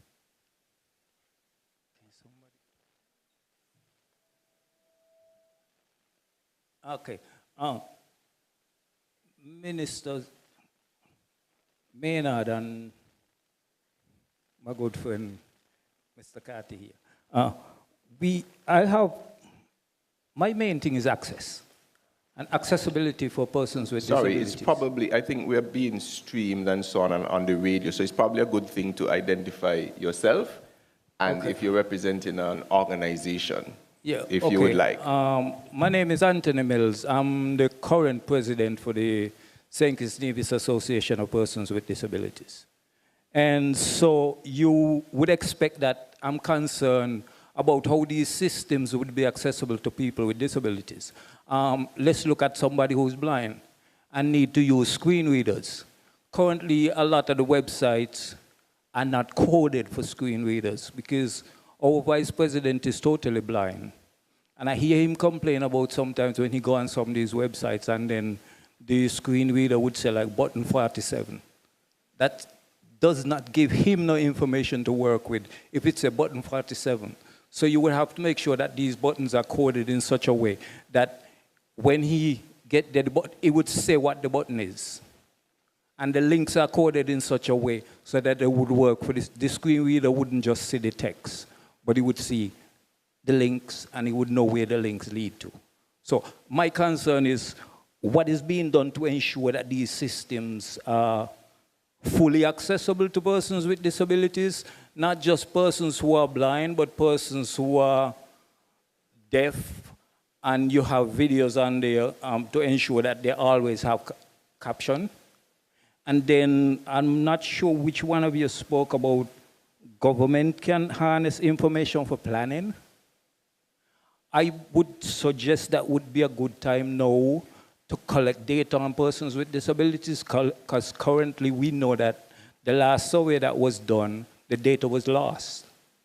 And there was no survey being done since. So currently we can only estimate that there's about 10 to 15% of the population that lives with disabilities. So now that we are doing this digital transformation thing, it would be a good time to collect the data so we'll know exactly, well, if we have 50,000 people living in both islands, at 5,000, 7,500 people living with disabilities, what the type of disabilities they have, where they live. And this not only helps with what you're doing here, but it also helps in terms of disaster preparedness. So persons with disabilities can be evacuated.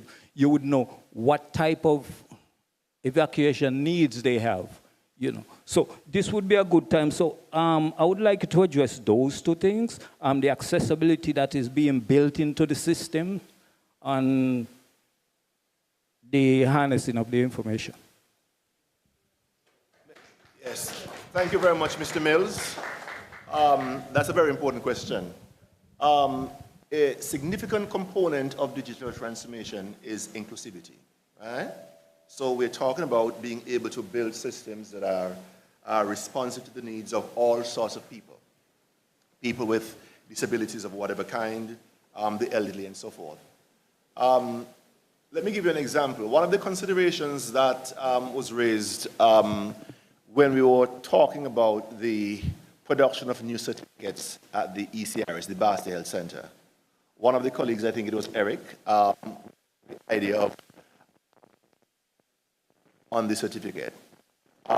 He said we would have to have a conversation with a group such as yours and see how we could advance that. It is just that we are not at that phase yet because there's so much work to be done before we can get to that stage. We thought we'll focus on that. But that conversation is critically important.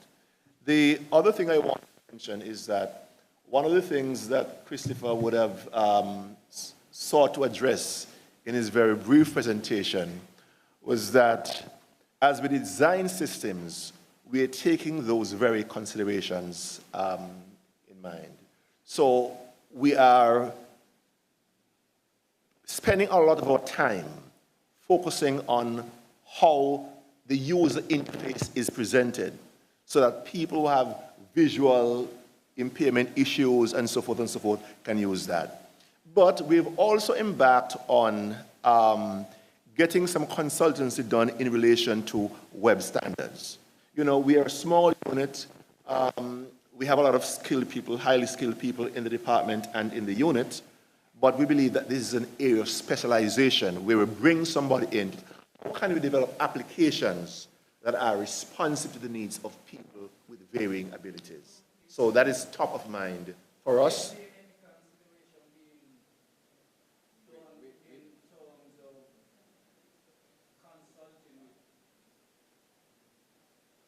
Okay. You spoke about consultation, but what about ensuring that when these systems are being built, you not only consult with the people who does the technical stuff, but also the end user, like the person with the disabilities. We feel, when you say no one left behind, we as people with disability also says nothing about us without us. So what's being done to ensure that you not only consult with but you consult with the people with the disabilities, because we kind of know what works for us. Right. So, you know, if you consult with us, we can tell you, well, whether this would work or that wouldn't work, or how you can kind of tweak it. Right, so consultation is ongoing for us. This is one of them, but we are going to have specific consultation sessions when we develop or in the process of developing specific systems. So we will continue to do that. Thank you very much for that question. I also want to give the commitment that we will ensure that any system that we're building is going to be compliant with the needs of persons with disabilities. And I'm thanking you for that question and to make sure that it is on the forefront of the members of the DTU. Now, you asked about harnessing of the information. One of the other projects that we're working on is the National Addressing System.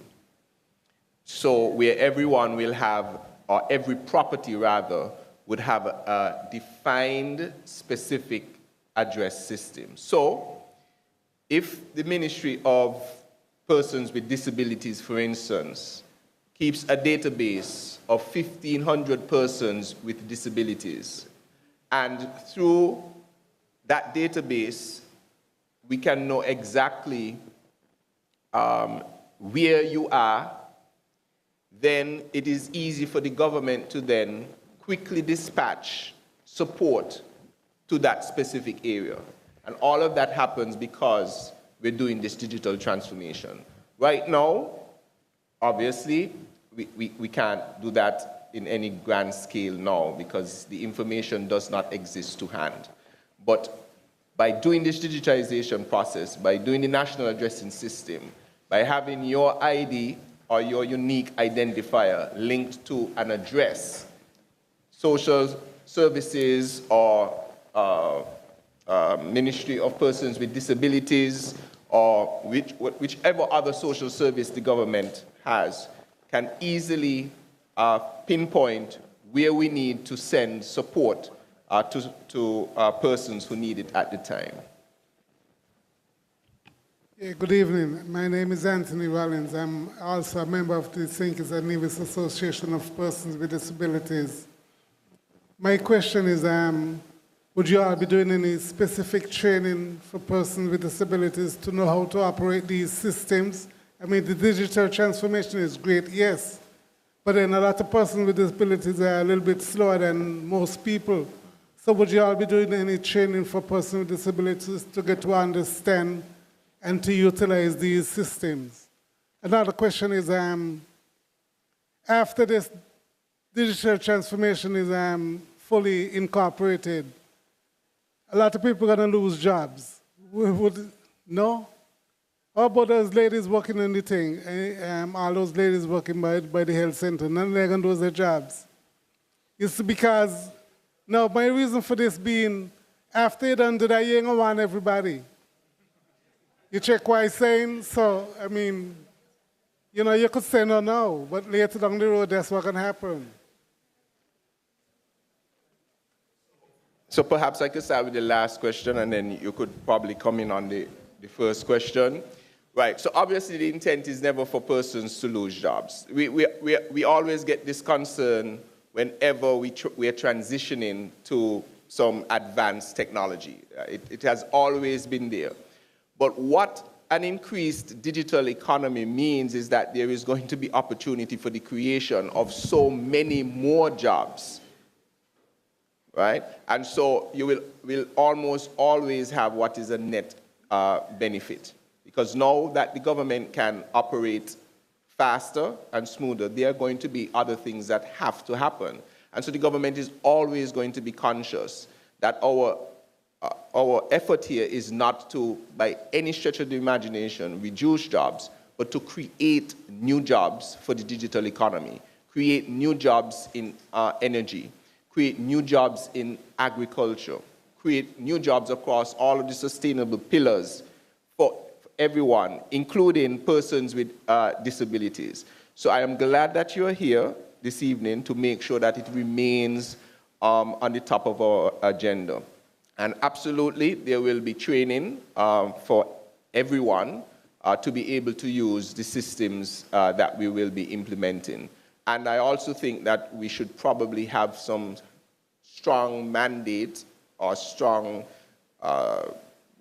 request for when the private sector is developing solutions that they also incorporate savings, because this is not just about the government, it is also about the private sector. So for instance, the bank that you go to will now have digital services because of this digital ecosystem that has been created. We want to make sure that they also ensure that the people who are going to be using their systems have the requisite training so that it is efficient for them and the business at the same time. I asked Chris to make a short statement about WCAG in terms of caring for people with disabilities, what we're doing there. And I'm also going to ask Lindsay Doe to make some statements about training. She's our change management person. She also has specialization in working with people with disabilities and so on.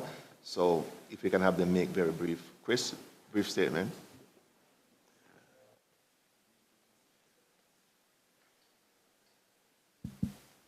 Okay, just very briefly. Our reality is that much of our web presence has been done with very high intentions, yeah? And so the systems have been excellently built. What we have recognized, however, is a very distinct need for adherence to standards. A current RFP, current consultation tender process ongoing right now speaks specifically to that. The WCAG, the Web Content Accessibility Guidelines, is one of the key aspects that we've recognized speaks specifically to what you are referring to. And unfortunately, in some of the web presences across the government, in some applications, those standards have not been adhered to. While other standards, data and information security, the ISO, IEC 27000 series, those have been adhered to. So the redundancies and so forth, yes. But we've recognized through these sorts of interactions as well as our research that these are standards that are absolutely critical. Our most recent approach is to establish a website, to seek to establish a website framework, standards framework, a checklist, including as well a digital services library that we are seeking to establish to ensure that all of our applications and web presences going forward are indeed adherent to all of the relevant standards for our population here in St. Kitts.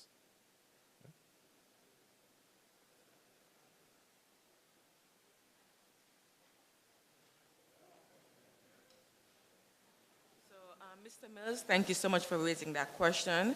So we'll be providing training with the St. Kitts Nevis Association of Persons with Disabilities in collaboration with the Ministry of Youth Empowerment, Aging and Disability. So we'll all be working together to ensure that you receive, everyone in the association and beyond receive the training that will be needed.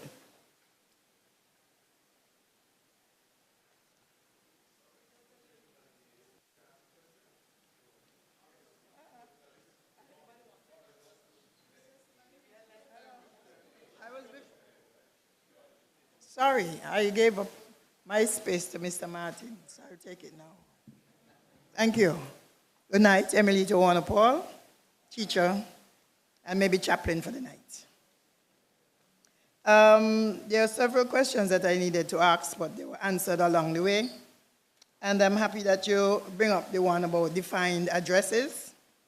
Because one of the things I find in us as Kittitians, we move very often. So if we are going to develop a digital space, are we going to do some control as people don't just move back and forth? I live in Sandy Point in January, and by the time August is there, I am now in Bastille or I'm in St. Peter's. I know in some other countries you have to register your movement. So I'm not so sure if that is going to be part of your digital space. Also, from what I'm hearing, what's the launch time frame?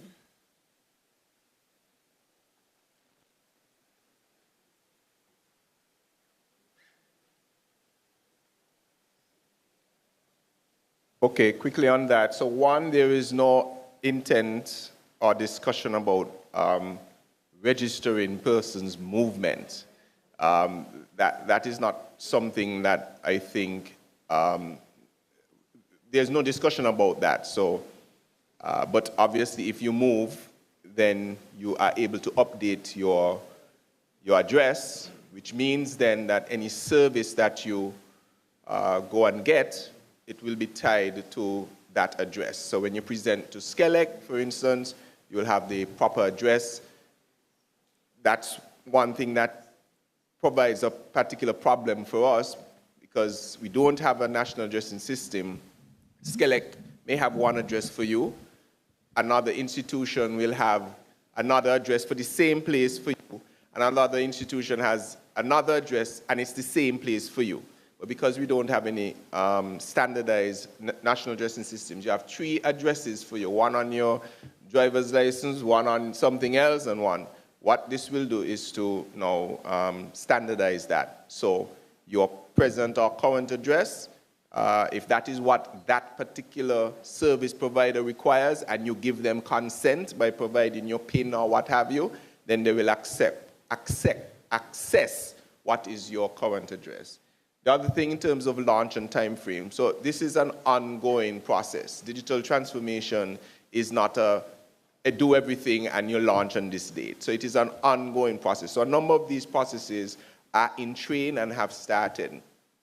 We are now in the process stage of engaging the public to get your feedback because we're going to get into the time frame where we have to make some firm decisions like changing legislation, etc. Right. So the legislation will come as they are ready and as we have done our consultations with the different stakeholders. I would let Honorable Cathy perhaps speak on the digital EID because that has some time frames in it where we can gauge when you will be able to have and start, when we might be able to start issuing the actual digital ID card. You think you can say something about the EID, time frame and so on? Okay.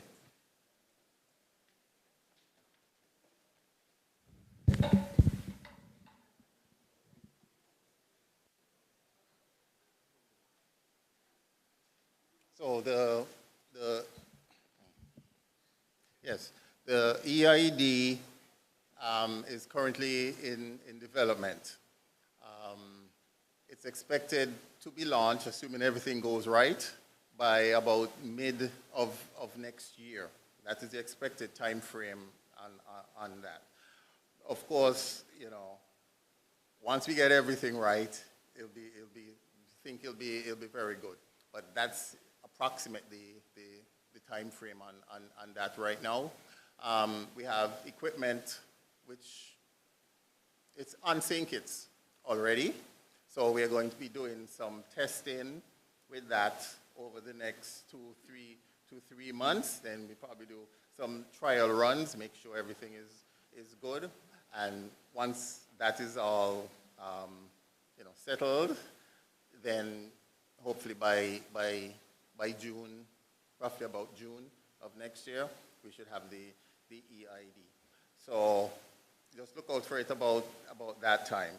But during this time, we also need to engage other stakeholders like the banks, bring people on board, and they would also add substance to the whole EID and the whole EID system. Thanks.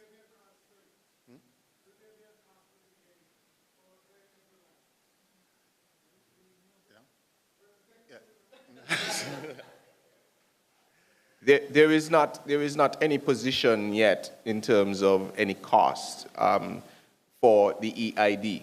That we're not at that stage yet to determine. I am not sure what the recommendation would be. I presume that in the very beginning there probably will not be any cost associated with it. But then if you have to replace because of damage and loss and so on, then is when costs might come into play.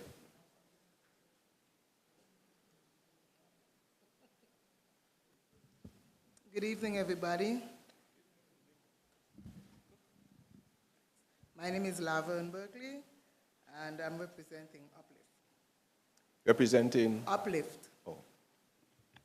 Internet is the foundational platform, and key enabler of digital transformation. Currently in this federation, we experience very poor internet service. Is the government going to change that?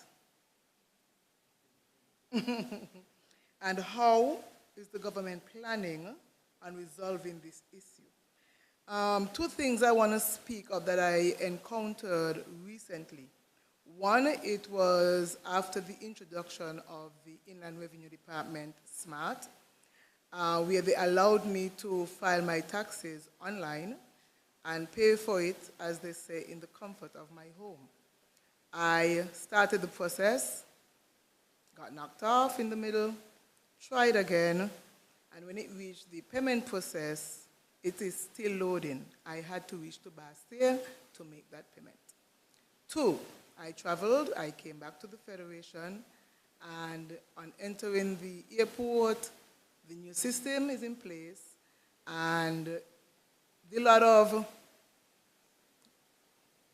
my thing is, in the aim of lessening paper, lessening frustration, what is the plan for internet? Because it seems like we already have a very burdened internet system or service. All right, thank you for that question. And I hope I don't get too technical here in the response.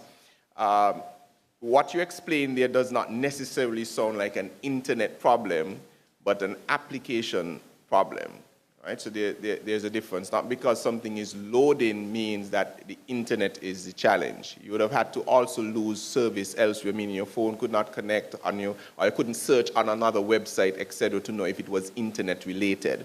So that's a difference there between the internet and the app. Now, this is why it is important for what the Digital Transformation Unit is pursuing now with respect to the recent tender that they put out for standardization of internet programs, protocol, websites, etc., so that every department that builds or is seeking to build an application would follow certain standards that are known and trusted and verified by the department or some policy that we have. So sometimes these are development kinks in applications that probably could be resolved, but maybe because certain standards weren't adhered to or the way it was implemented may have had a challenge, etc. So that is part of what the Digital Transformation Unit is doing by setting up the standards so that anything that is developed uses standards that we know can work. So that is what I would say on the smarts. What you mentioned. The other thing is, internet service in St. Kitts and Nevis is provided by, I think, 3 service providers now. Flow. Well, Nevis, I think Digicel provides Nevis. Flow, the cable, and city Wi-Fi.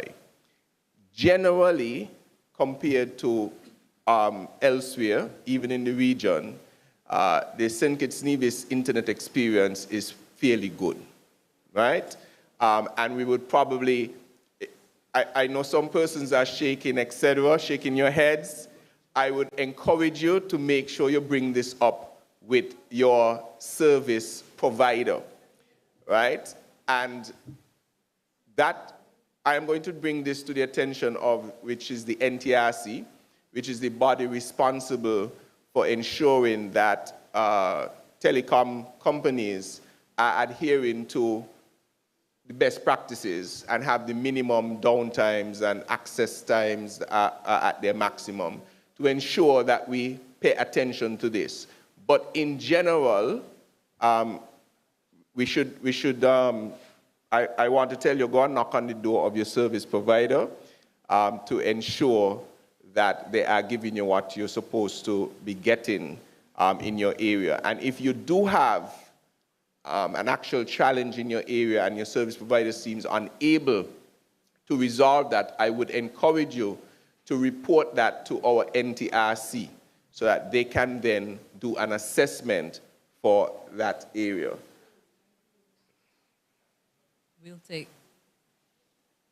We'll take the last 2 questions. It's about 4 of them. Oh, the last 3 questions. We'll take from the last 3 persons.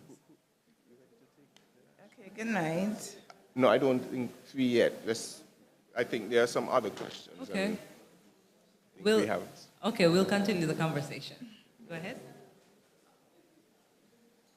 Okay, good night.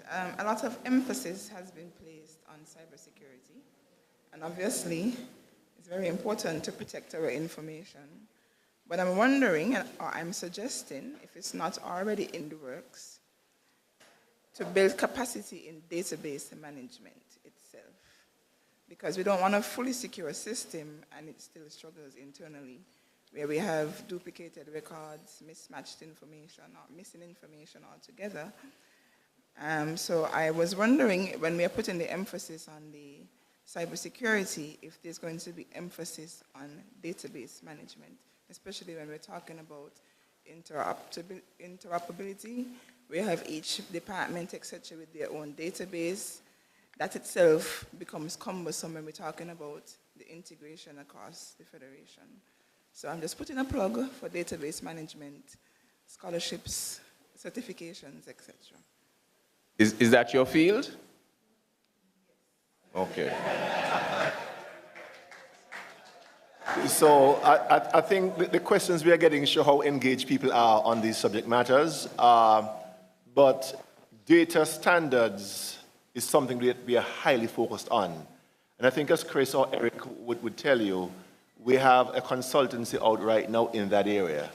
What we do recognize at the DTMU and in the Ministry of Technology generally is that we know that for certain types of advice, we really need consultants who are deep in the particular area because we're developing systems for a government, not for our own selves. And so we have identified those areas, cybersecurity, web standards, data and information management, as areas in which we want consultancy support, and we reached out and are working to resolve those. And of course, the training would be necessary because we are setting up, the minister will tell you, the minister just approved recently that we move forward with the establishment of our cybersecurity unit, also with our data and information management unit. So that means that we need people with those skills in that unit. All right? So we're looking for people who are qualified. We're also looking to provide in terms of training so that they can be self-sustaining in having those skill sets coming forward. Good evening. So I had a few questions, but since I'm limited to two, just to partially piggyback on something Mr. Blake mentioned. He mentioned that, sorry? Oh, James, sorry. James, Mr. James. Just to partially piggyback on what he said, he spoke about the digital ID being a part of the UN's SDGs, and I think it was 16.9 where they said that digital ID would be legal IDs, and then also, I may remember who said it, but somebody spoke about us, the country, consulting Tony Blair Institute. Tony Blair is known to be a member of the World Economic Forum, and the digital IDs and cashless societies are part of the Great Reset that the World Economic Forum is pushing towards.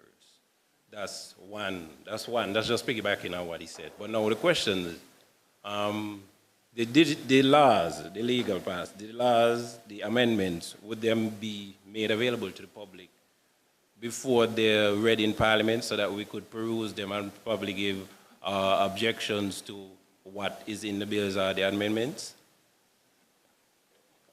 Yeah, that's a very interesting question. Let me start with the last one. The minister has made sure. So one of the bills that we have done a lot of work on and have had consultancy support in developing is the Electronic Identity Bill. We had support from the ITU, the International Telecommunications Union, where they were able to provide us with an expert in drafting legislation of that kind. We went through over a year of consultations, consulting with banks, ordinary people, and so on. We had a number of consultation sessions. If Ophelia were here, she would give more information on that, but we have had extensive consultation on that.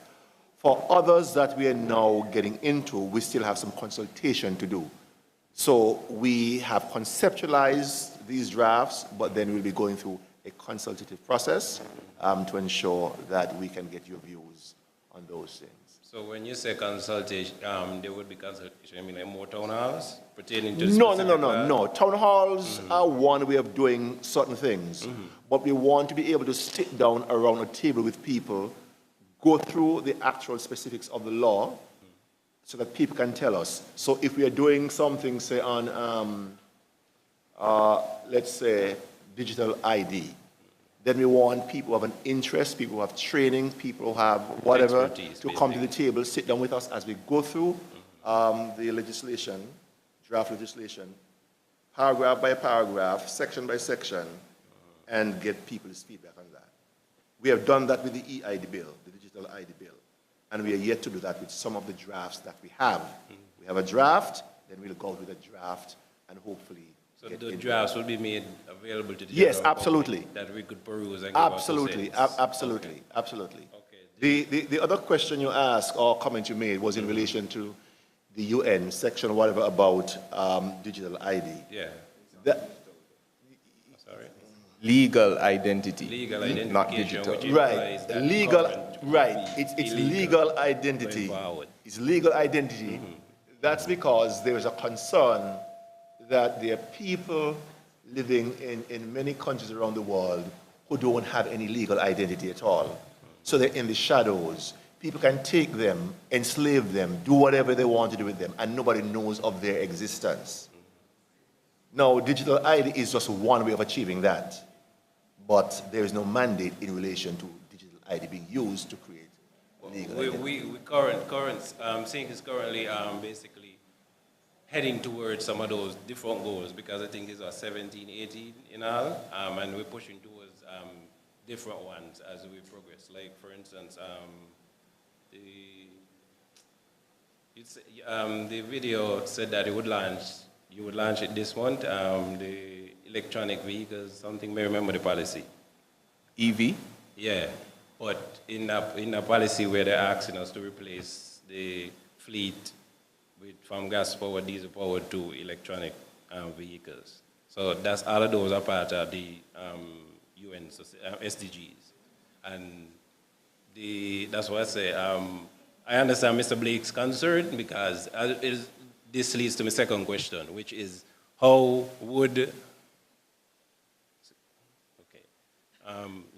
so how are you going to make the public feel safe and secured with digital ID? Meaning, around the world, UK, I think there are almost 3 million or over 3 million now of people signing petitions against digital ID.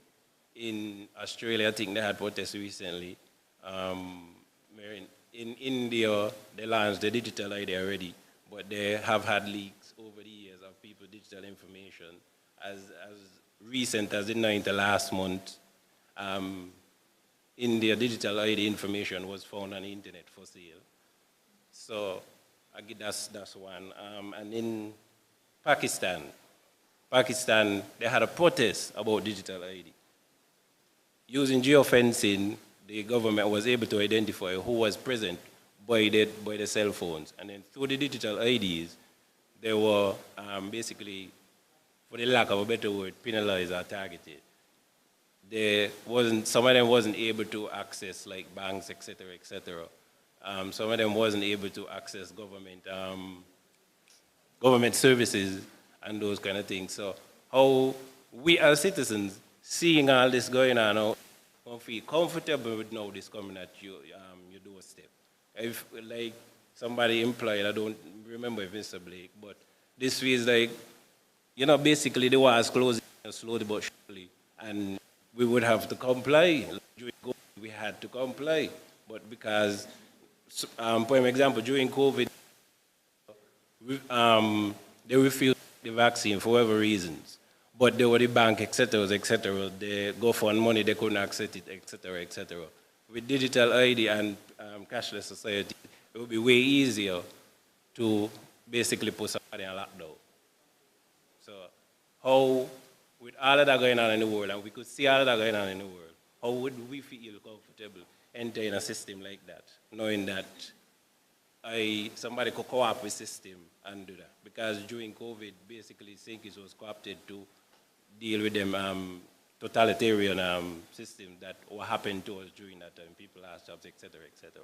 But anyway, you can see so again. Thank you. Thank you very much. And those are very important questions. And that is why it is important to have forums like this so that we could have an opportunity to hear those questions and address them appropriately.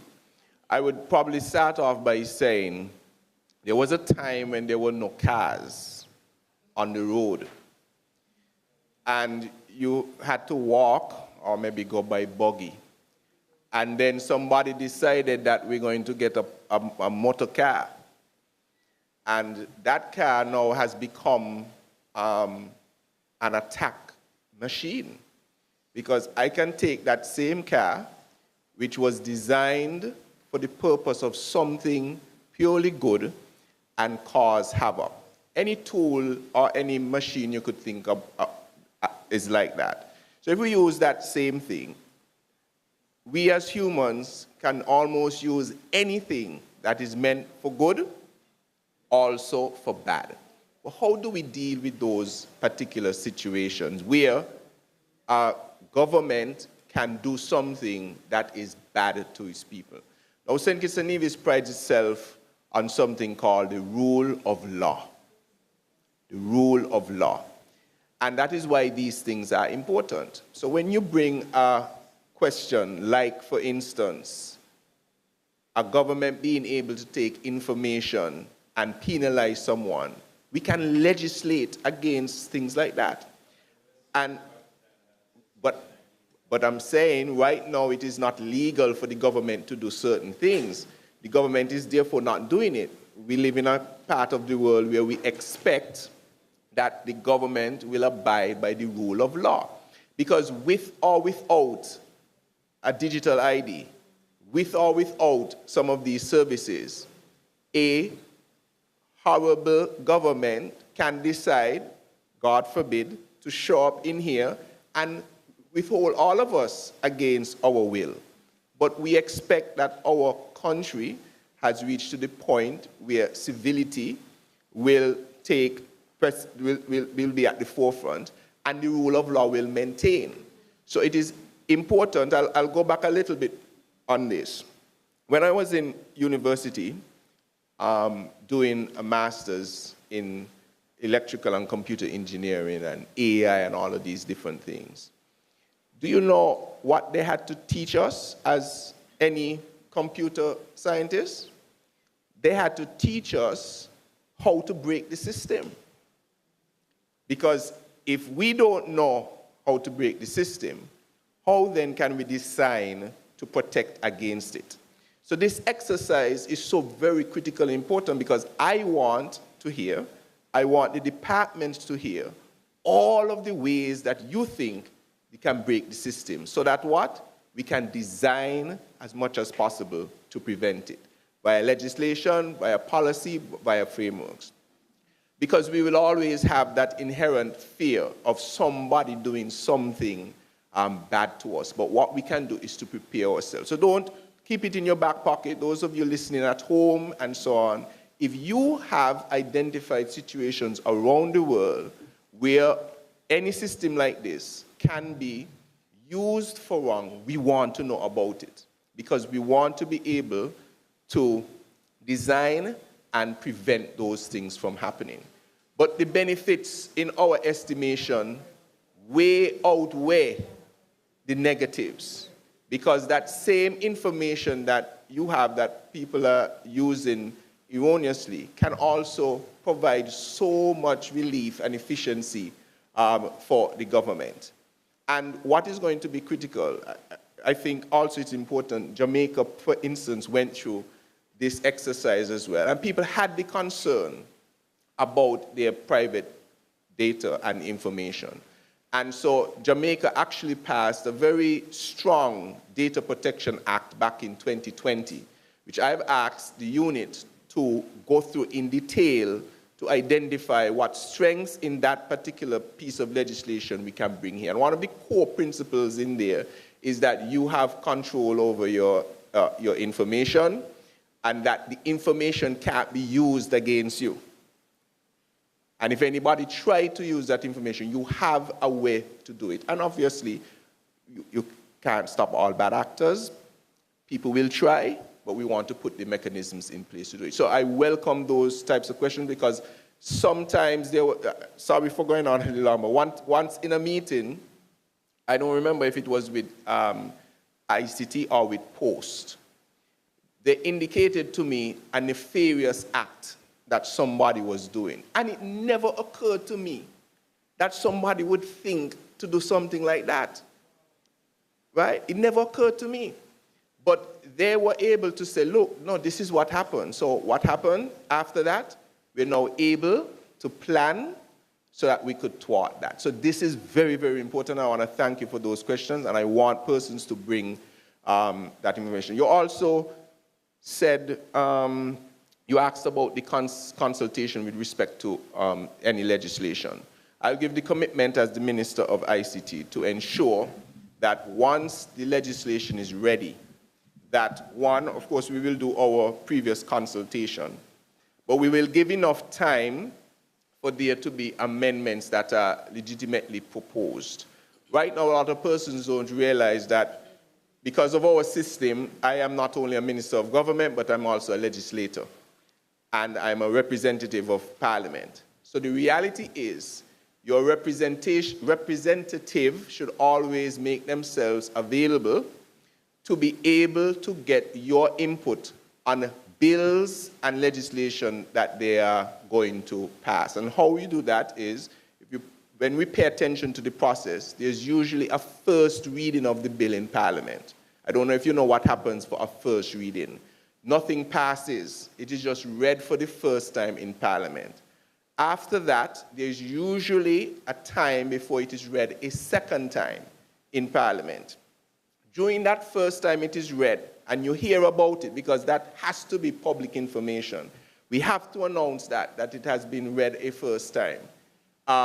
You make sure that you get a copy of that legislation. If it is not widely available, make sure you inquire about it, get a copy, and ensure. But I am going to give my commitment that for these bits of legislation, we're going to make sure that they are available through maybe the websites, etc., so persons can review and make the necessary suggestions. And after that, there's the second reading, and then it goes to what is the stage where we can make amendments to it. So if you, for instance, between the first reading and second reading, identified something that was absolutely critical and you drew it to our attention and we agree with your position and so on, then in the process we can then amend what is in the draft legislation.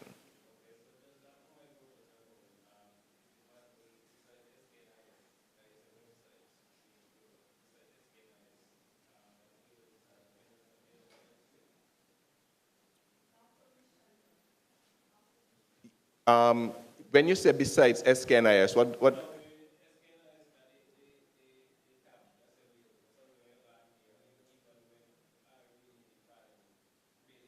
Right.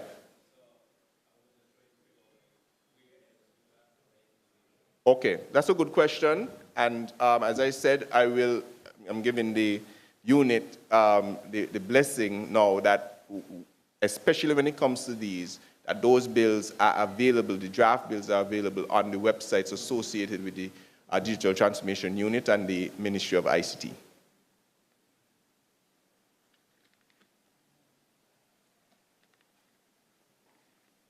Good night.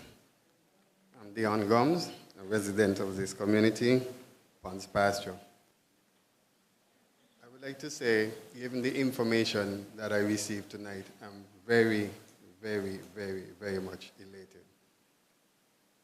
Like yourself, Minister Maynard, I do keep my stuff at the tip of my finger. When I go to various institutions, I can pull my phone, email, WhatsApp, whatever documentation I need. So if I lose my phone, I can retrieve them.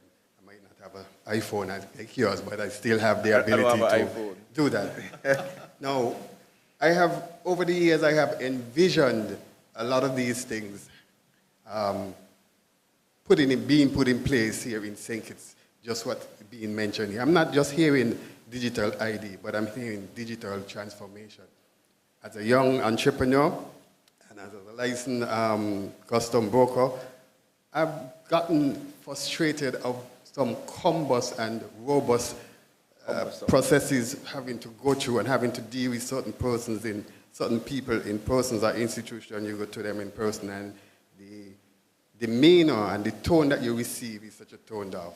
But I just grind my teeth and just go through it and get the process done. So again, I'm very much elated, and I'm looking forward for this to be rolled out, to come to fruition, so I can get things done to the tip of my finger. I have structured, as a small business, I have structured my services at the tip of your finger, where I have a website, and you can do so many things. I went to the bank, I opened an account, you can charge a card, you got a link, just name it. And I'm really looking forward to this. Thank you so much. And I want to say kudos to yourself, the department, and all the workers who have put this effort together to come here and enlighten the public. And I want to tell them to keep on pushing to have this thing rolled out. Thank you so much.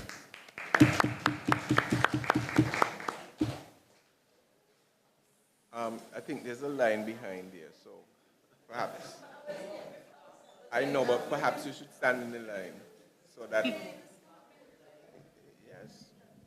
or indicate which position. Good evening. My name is Schneidman Warner. First question, will there be, or could I implore that there be an oversight body, an independent oversight body, to ensure that the goals that this process hopes to achieve and the actual implementation be met and be done in a way where both the users, meaning we the citizens, and the persons in charge, meaning the state, would be equally well represented and not one taking advantage of another.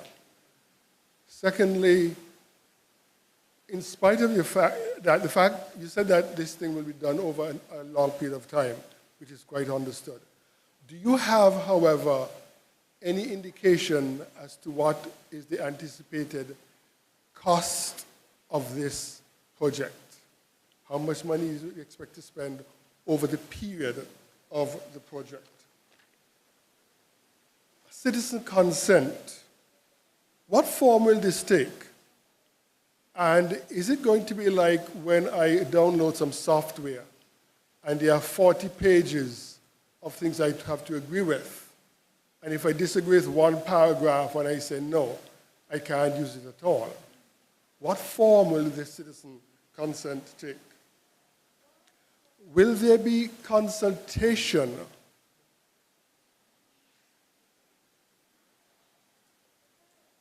Okay, yes.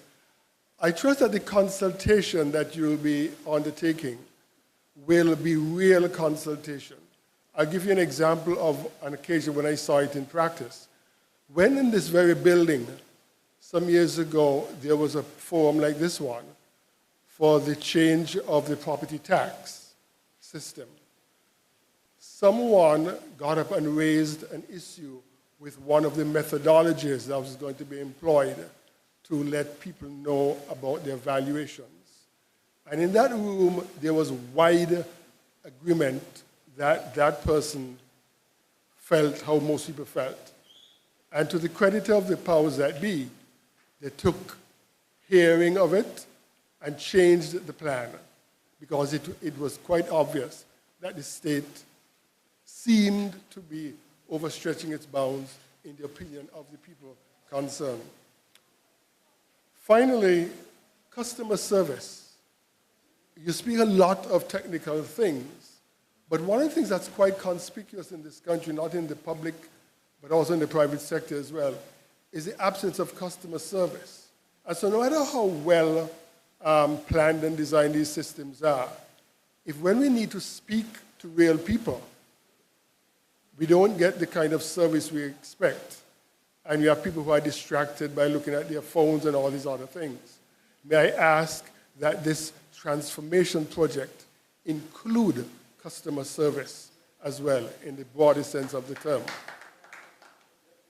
And finally, this evening we had lots. Sorry. Just because we said 2 questions per persons, I don't know if you want to take advantage of your opportunity there, thereby denying others of the chance to have asked more than This is just one a comment, question. if you bear with me. I noticed that of all the people who went up this evening to make presentations, all except 2 were men. I trust that the next time one of these forums, we'll see lots more women coming up to make the presentations because they are also in the hierarchy of the system. It seems very male-oriented at this time in its powers. Thank you.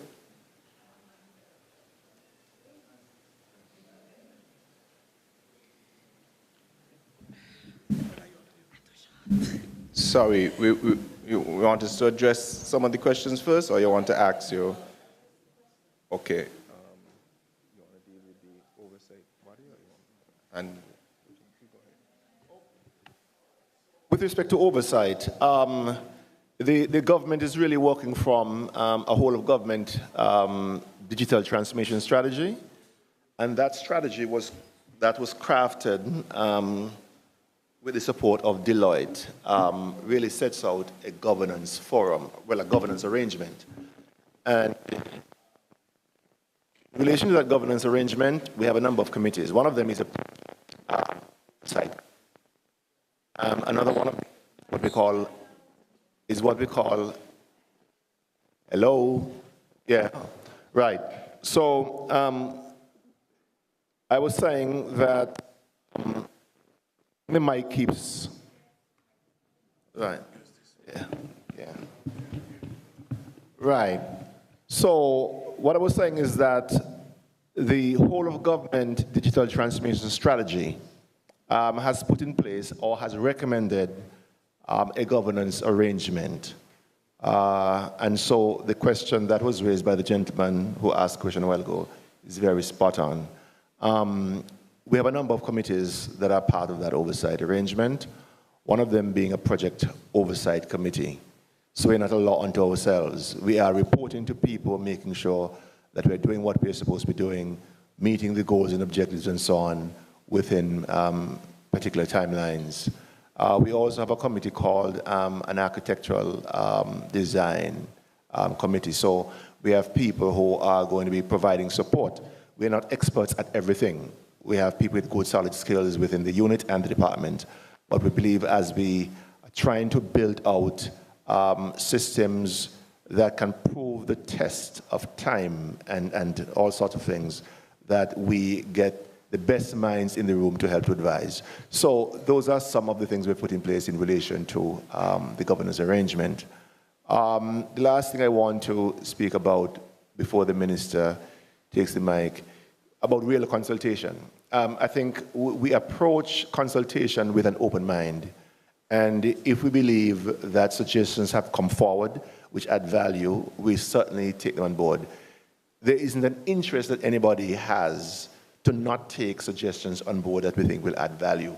So we are genuine in our consultation, in our outreach for input from members of the public. Right, so digital transformation has not been costed as a single project. We have a number of projects, some of which are being funded by separate ministries. So for example, we have the human resource management system that Christopher talked about a while ago. That is being funded by the Human Resource Management Department. We know what it costs. I think it's going to cost us near $500,000, right?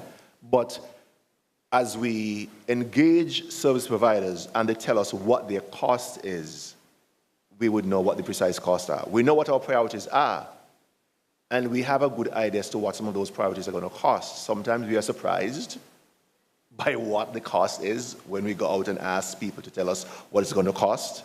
At other times, we are kind of spot on in terms of our own estimations and so on, our estimates. The long and short is we are prioritizing, and as we prioritize, we determine what those costs are going to be. A lot of the things that we envisage to accomplish, we may not be able to accomplish.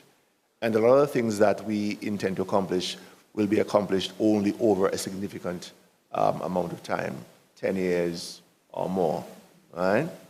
So it's difficult to project on cost, but we do have a budget that we work with annually for digital transformation specifically, which is roughly $2.5 million. But of course, we're also working with ministries that would have their own budget allocations for some of the projects that we're helping them with. Thank you. I just wanted to respond to add to some of the responses by His Excellency Kati. Respect to our oversight body, the question on that.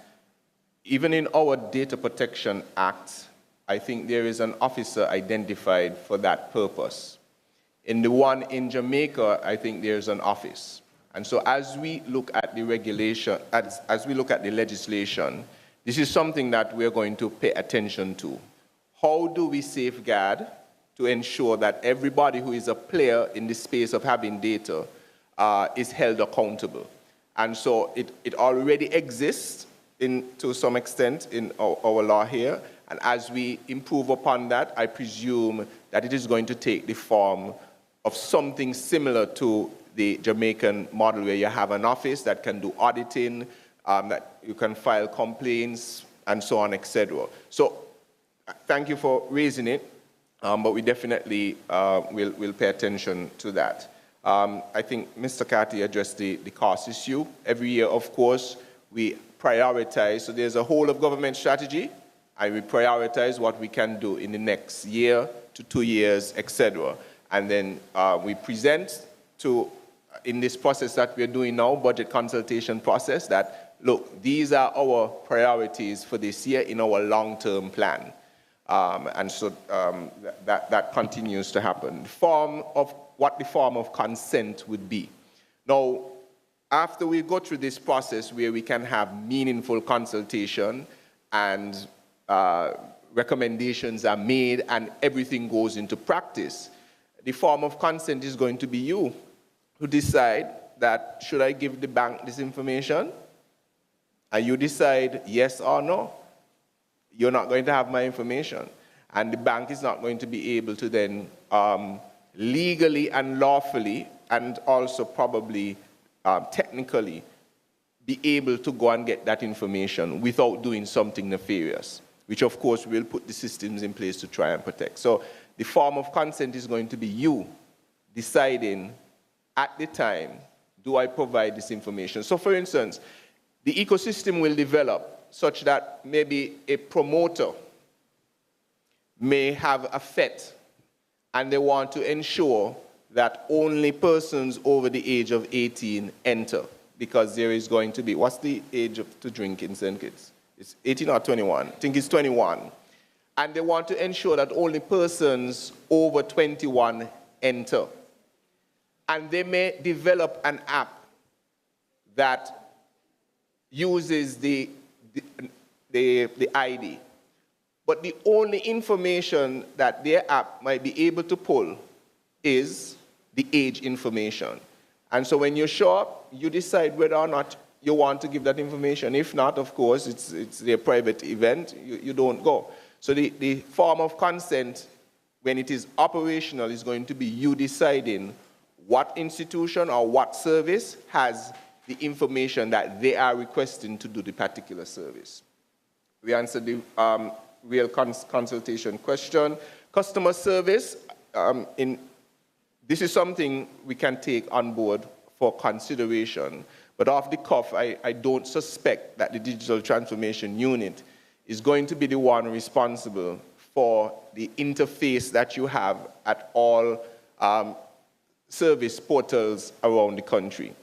And I think that might be placed somewhere else in order to manage that particular thing. However, given that you have raised the question, we'll put it on board.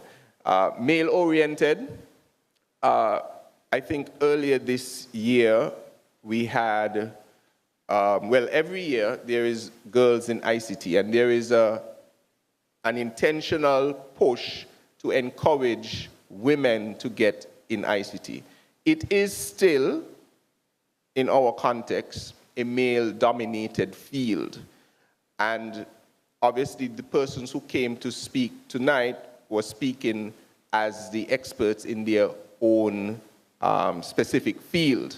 And what we hope is that what we're doing in terms of encouraging girls in ICT and girls at STEM, etc., will create a more equal balance. I want the same to be true for everything, though, because there are some fields that males are almost non-existent. And we also need to ensure that there is balance in those fields, because many years ago, a young Calypsonian sang a song, Boys in Danger. I don't know if you know him. That was 30 years ago. And the reality is that in many fields, boys are tremendously, and men are in danger, and so we need to have a balanced approach, that we provide the opportunity for either gender to have access to all of these opportunities.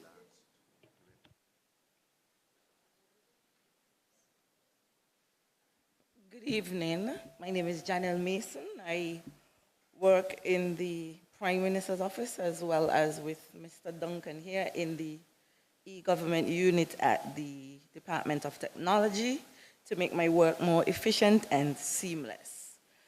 My two questions: how does the government envision the EID supporting secure e-commerce transactions, e-payments, as well as for future potentially digital or cryptocurrency-based services within the St. Kitts and Nevis economy?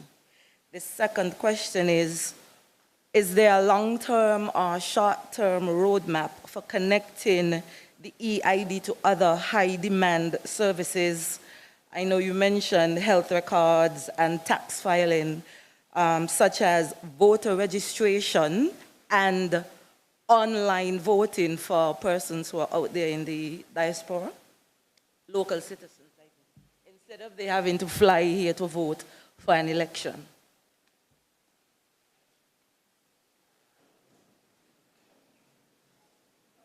Oh, so you want to finish off the questions and then okay, so we have, I think, 3 more persons there. So we'll take the remaining questions and then wrap. Okay, good evening, everyone. My name is Jeanne Williams-Knight. I am representing the Intellectual Property Office in the Ministry of Justice and Legal Affairs. Thank you to the Digital Transformation Unit for the invitation here this evening.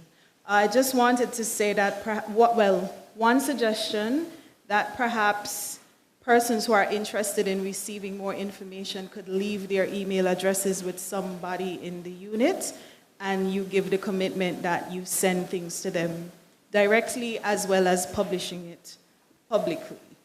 I had more questions, but in the interest of time, I'll just make a comment. Mr. Herbert, when he gave his presentation, mentioned, I agree with him when he said most offices are still manual. As the head of an office who is part manual and part digital, I think there needs to be a stronger, and to use a term that the minister just used, whole of government approach in digital transformation. Because, for example, we see some offices using stamps, whereas Inland Revenue, you could pay online from your home.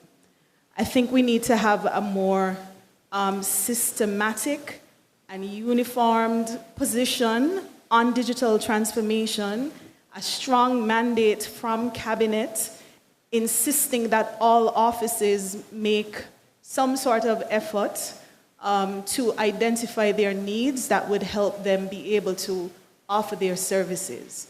Now, we're talking about EID, so I could understand the focus on health records and medical records and things of that nature.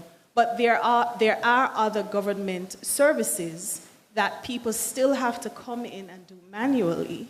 So I think that as part of the mandate for the digital transformation unit, there should be some sort of directive given to all government departments to move towards digitization so that whenever the EID comes on board, other people are, further along in the process, so that you don't have to wait another 5-10 years for this office to catch up. So a project that I've always envisioned seeing in government as far as it relates to digital transformation is for every office who needs to digitize to say what they will need in order to digitize. And if it means that the IT department or the digital transformation unit could collect all those needs, order all the scanners, hire a team of scan people to scan, deploy them in different offices. When one is finished, they move to another one, so that, as I said, the whole of government moves together rather than, one being way ahead and others still very far behind. So that was my suggestion and recommendation.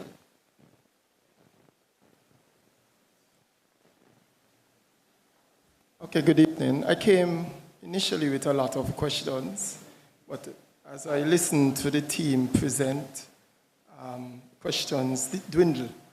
I could remember years ago having to clear a vehicle from customs and thinking that it didn't appear that someone thought about the process because I was here, then there, then somewhere else. So just the idea that this digital transformation is taking place is commendable. Still, there may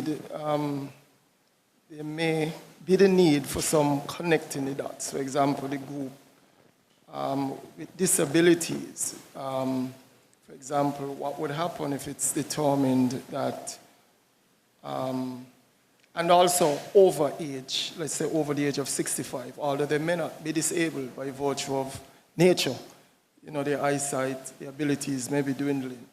And so, for persons like those, they may need support with device assistance. I know the Ministry of Education has been doing that over the last few years, providing devices for students. And I'm just saying, it's very commendable. I didn't want to travel so far and not say anything.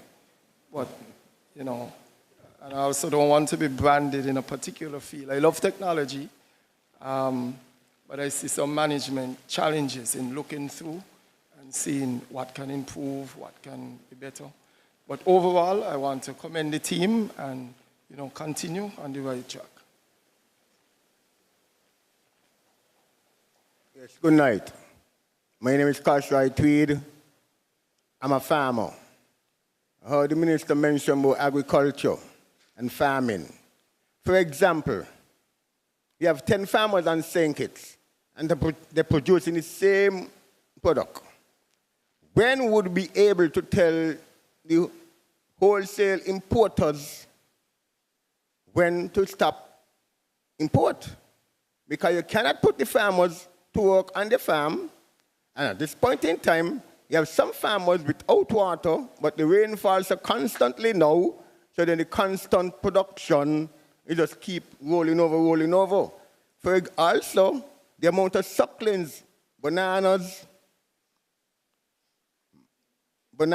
planting, dashing, and all those things that brought in on the island, presently now, they're producing. But the local farmers ain't got a market for their produce because what is being imported is at a much cheaper cost.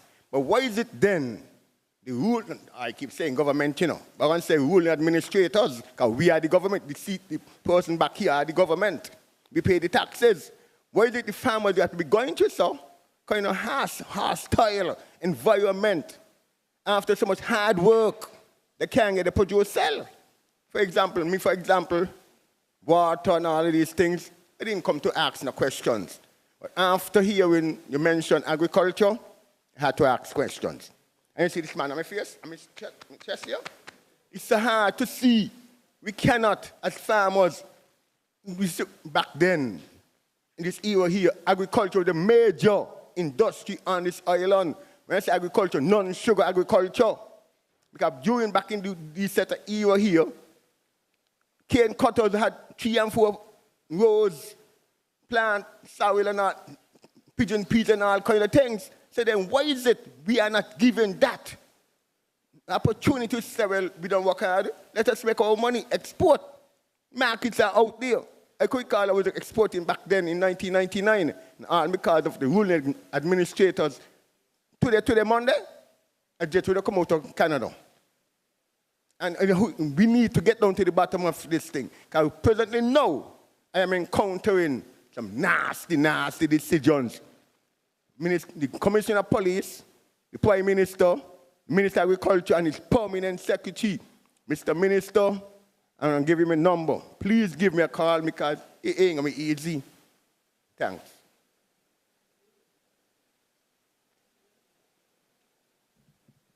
Good night. Like many others, my questions that I came in with were answered, so kudos to the team for being very detailed this evening with the responses. But I do still have a question, and that has to do with security. Most of the concerns that have been brought up, security related, are with regard to external hacking attempts or persons on the inside who may attempt to use information they have access to nefariously. I speak specifically to the EID system, but I'm wondering, in a small country like St. Kitts and Nevis, where my grandparent might send me to the bank, or my neighbor who can't do something asks me to run an errand, and they give me access to their EID, and they are the unscrupulous actor in the equation. What, if any, safeguards are in place to protect those sorts of vulnerable persons? Because we have protections for those living with disabilities, but I am wondering about that particular scenario where you may have identity theft or fraud attempts because of this PIN system involved in the EID system. Thank you. We'll now take the last question. Good evening, everyone. So I didn't intend to actually stand up and ask a question. But after listening in, there's something that wasn't asked. It was spoke about briefly, but it wasn't articulated in the way it should have been. But let me introduce myself first. My name is Brandon Powell, the ex-executive director for the St. Kitts Nevis Robotics Association.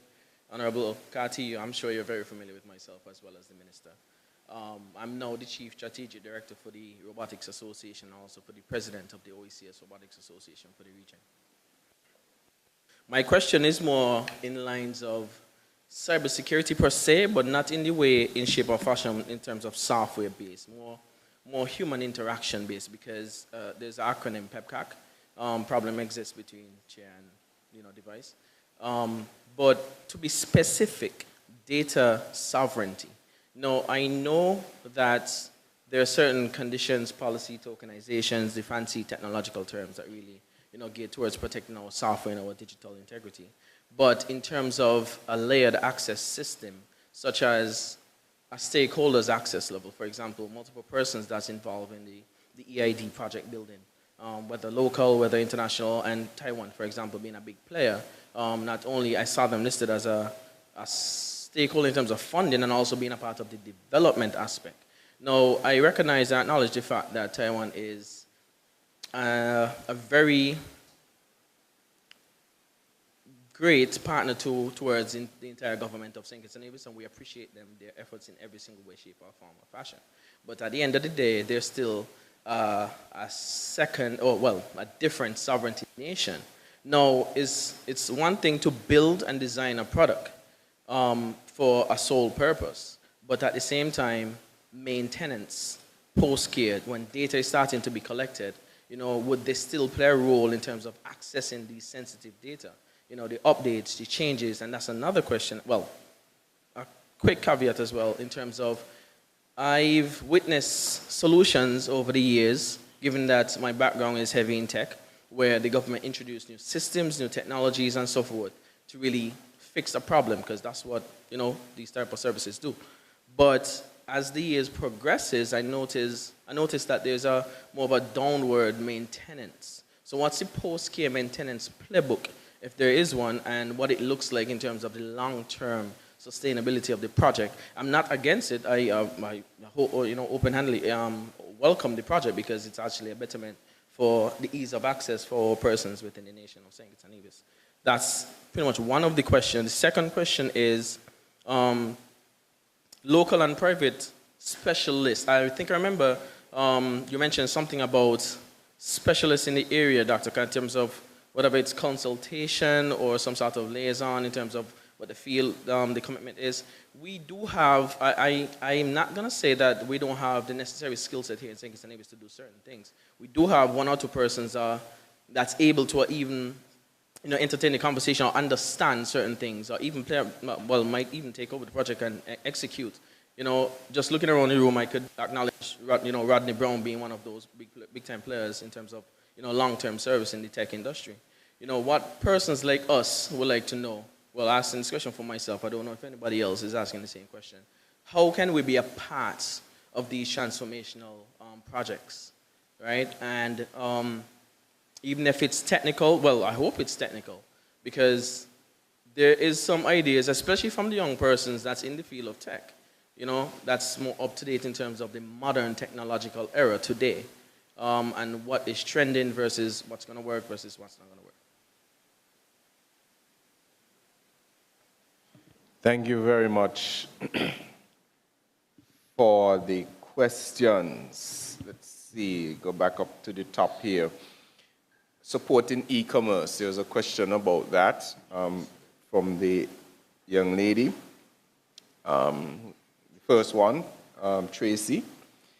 I think Mr. Carty can elaborate some more.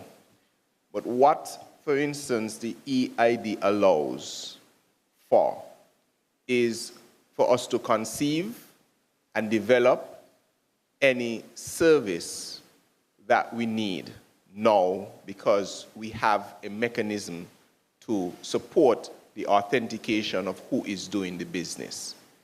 So whenever we get to that particular service that you're interested in, we now have a system that someone can rely on to determine that it is the right person who is accessing this information and who can participate in that service.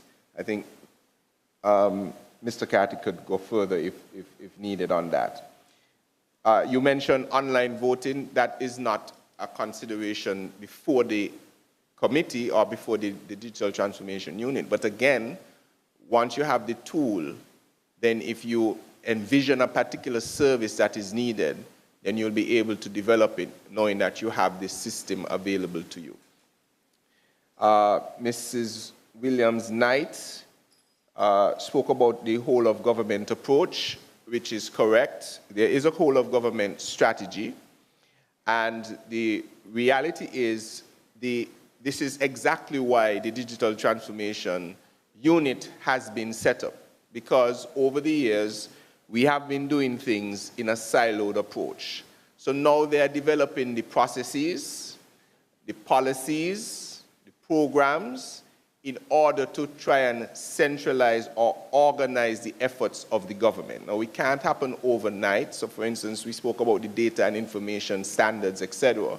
So, eventually there will come a time when Cabinet will say, for instance, that no department can develop this develop a service unless it goes through this unit to verify that everything is how it is supposed to be. So that approach is what we are doing now in terms of the whole of government approach, because you are right, different departments are doing different things and going at different speeds. I also want to say, though, it is not necessarily, because you always have constraints in terms of resources, it will not always be possible for all of government to move all at the same time. And we will have to identify what our priorities are. So this year, the priority might be that customs is a place where the government sees that it's wholly inefficient and it's going to bring immediate improvement. So that is the priority for this year. Or next year, it could be that the priority has shifted to capturing the data for agriculture, for instance. The farmer spoke about agriculture. I'm going to respond to him very shortly on that. So we're going to have to identify our priorities and say these are the departments, ministries that we have to move forward on. But in the meantime, we also develop the policies that will guide anybody else who has to move and get the approval from the requisite department. Okay. Thanks for the comment on connecting the dots. We had addressed the issue with persons with disabilities earlier. The farmer, Mr. Tweed, thank you for your intervention. I know that you are extremely passionate about your farming, that even in a forum like this that doesn't specifically relate to any specific sector, you always take the opportunity to speak about farming and agriculture. What I would say, though, is that what digital transformation offers is, imagine a situation now where Mr. Tweed has his EID that is linked to a farm that he has, and a portal that, say, the Ministry of Agriculture keeps, that can show the crops that you produced just this morning. And so a supermarket or something can see that right now in St. Kitts and Nevis, we have 600 pounds of tomatoes ready for purchase.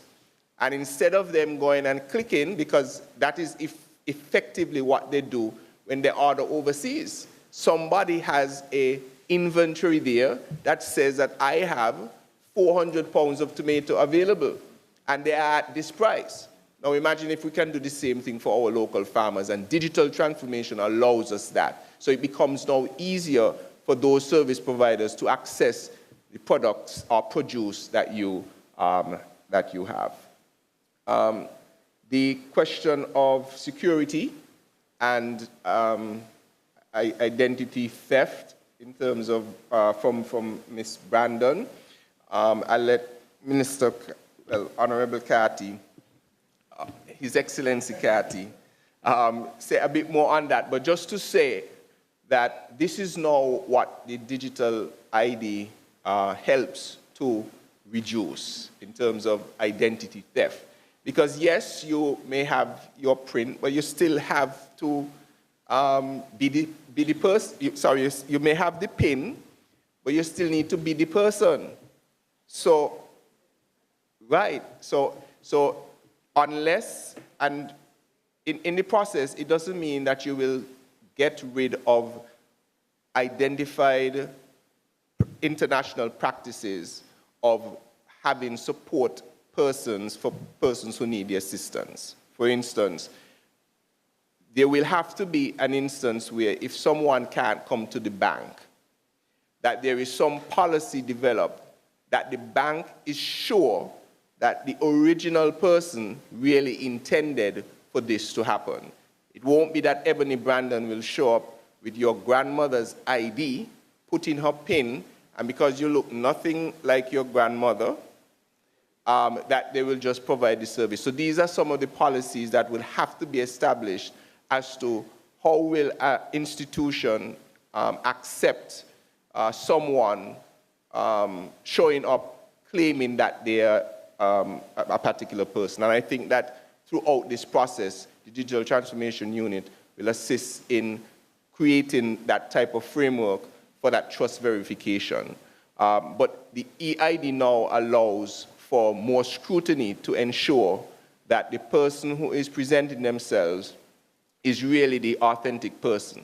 I presume that institutions will be able to ask security questions because for verification purposes, just like you do now with your credit card, maybe you have to call online, they may ask you some specific things. It is not everything that is going to be presented on the card. So all of the information is not going to be on the card. So there's an opportunity, for instance, where if you present the card, some security questions could be asked if the person perceives that there is fraudulent activity. And only if you know the data on the card, you might be able. So things like that will be entertained. And then the last gentleman spoke of data sovereignty. And will third parties like Taiwan, etc., what will happen when you have third parties who have provided services, etc. I'll let Mr. Carty deal with that. But at every step of this process, we want to ensure that there is data integrity and security. So there is always going to be some step of verification as to who and when or why they can access the information. And the beauty about data, digital transformation is, again, it makes it so much easier to actually track the access of information. There's so many things that you can do to ensure that we have the level of security that is needed, that once something is done by a third party, it's locked away. In order for them to have access, they have to go through a protocol and so on. these things are well established. And local and private specialists, we want you to be a part of the process. And that is why we are being transparent, for instance, like now, but also in the services that we identify that we need. You must pay attention to the website. For any service that we need, will probably be always posted on for whatever, whether it is a tender document, etc., as to what service is needed. So yes, we want you a part of the process. We want you to stay in tune to the process, and we want you to accept the tenders when they're available and propose. And we're going to create forums like this and stakeholder engagements where when we need specialized services or we want to hear from you, you can indicate your interest to assist us in this development. So, Mr. Cartier, I don't know if there are a couple of things you want to add. I could add a few things, starting from the last comment that the minister made, which is dealing with the involvement of local people. Brandon asked about that, and I know there are people in the room as well who are interested in participating.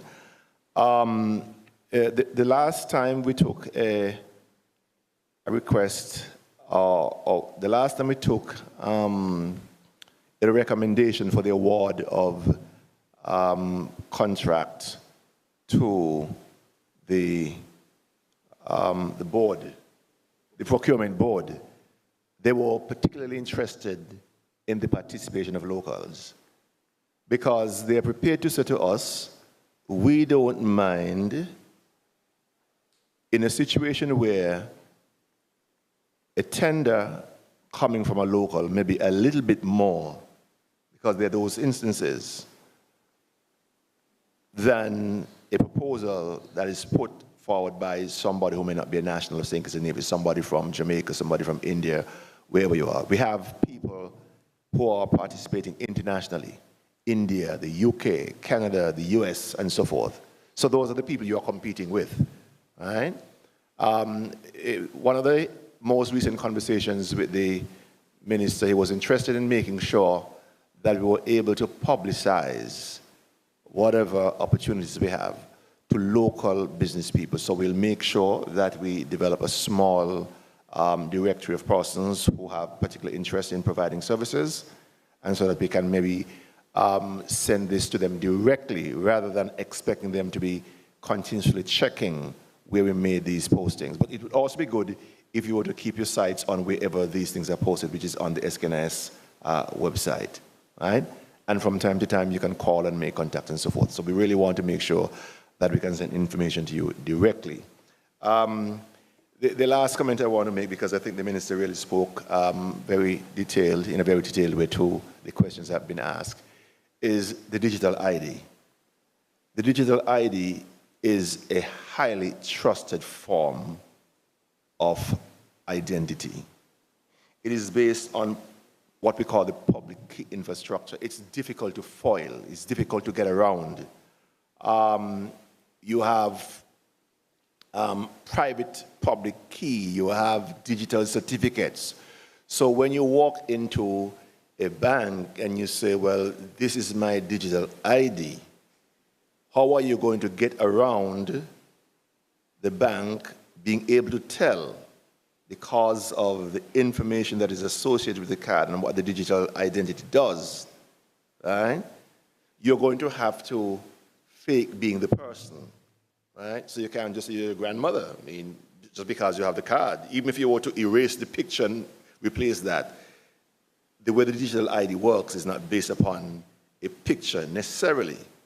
It's based upon public key infrastructure, private public key, issued by a certificate authority, rock solid. This is the technology we use in the real world, that banks use, that large organizations use. So it's not easily foilable, right? So you would have to, first of all, pretend that you're your grandmother, right? And all those things. So it is a lot more complicated than that. So just want to say that it is rock solid. And the last thing I want to probably do is to maybe answer a bit of Tracy's questions. Right? To me, Tracy's question was about security to one extent, to a certain extent, and I've just kind of spoken to that.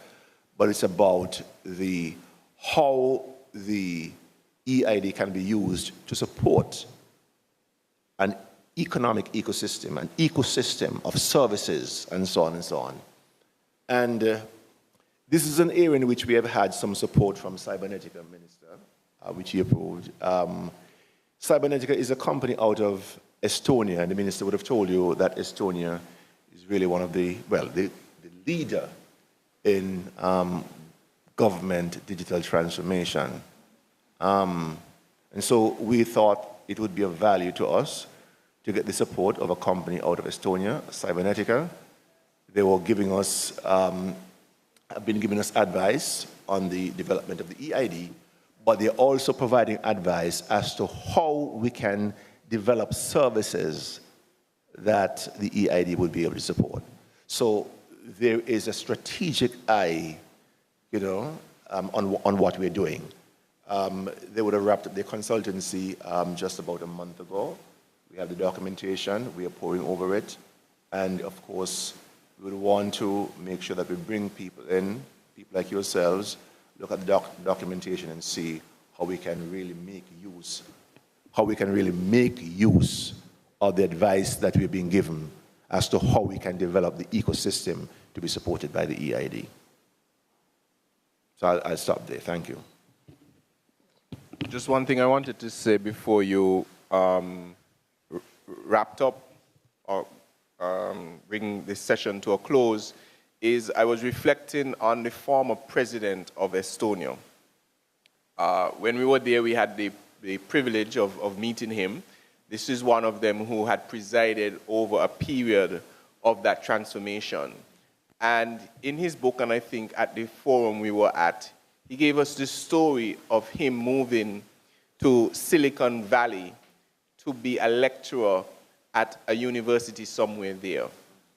And he pointed this out because it was Silicon Valley, where all of the leading tech firms in the world exist. Google, you call them, they're in Silicon Valley. And he mused to say, here is he coming from a small European country, and for him to get his daughter, I think it was, enrolled in school, he had to get some information from, I think, the local school, drive half an hour to an area where they had to photocopy the information, do something manual, so on, go through the process of registration and a whole other bunch of things, wait for them to reply, maybe a few days or a few weeks later. And he said, here am I going to Silicon Valley, this epicenter of technological advancement, and it's taking me days to register my daughter for school for something that I can do in 30 seconds in Estonia. 30 seconds. Because he would log on, find the school, use his ID, everything that is needed for the school to register the child is then automatically pulled. And so we now are creating or want to create a similar experience where your timelines will be significantly improved such that you can find time to do other things instead of spending the inordinate amount of time to get any type of service in our federation. And so that's part of the vision that we have. And as I close, I want again to thank the leadership of the Digital Transformation Unit, Chief Digital Transformation Officer, Mr. Nigel Carty, and his entire team at DTU. I want to thank the Permanent Secretary in the Ministry of ICT, who unfortunately could not be here tonight because of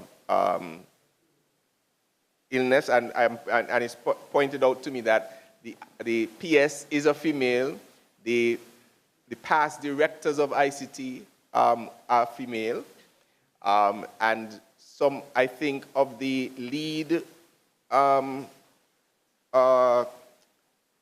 in the lead departments in the ministry, I think it's 2 or 3 of them are also female. So thank you for that. So I want to thank the ICT PS and all of the leaders in the ICT department as well for the extraordinary amount of work that is being done. This is not easy work. It is, in some cases, very highly specialized, and I think that they're doing an excellent job. I want to thank them for all of the information that was presented here tonight, and we will continue in this vein to ensure that we learn from the pitfalls of other countries in particular, so that we are much better when we really get fully online. Thank you very much. Hand it over to Ms. Burridge.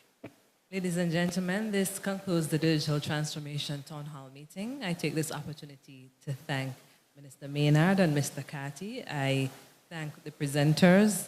I thank you, the public, and everyone who participated for their enthusiasm. Also, a gentle reminder to follow the Facebook page of the Digital Transformation Unit. Have a pleasant evening.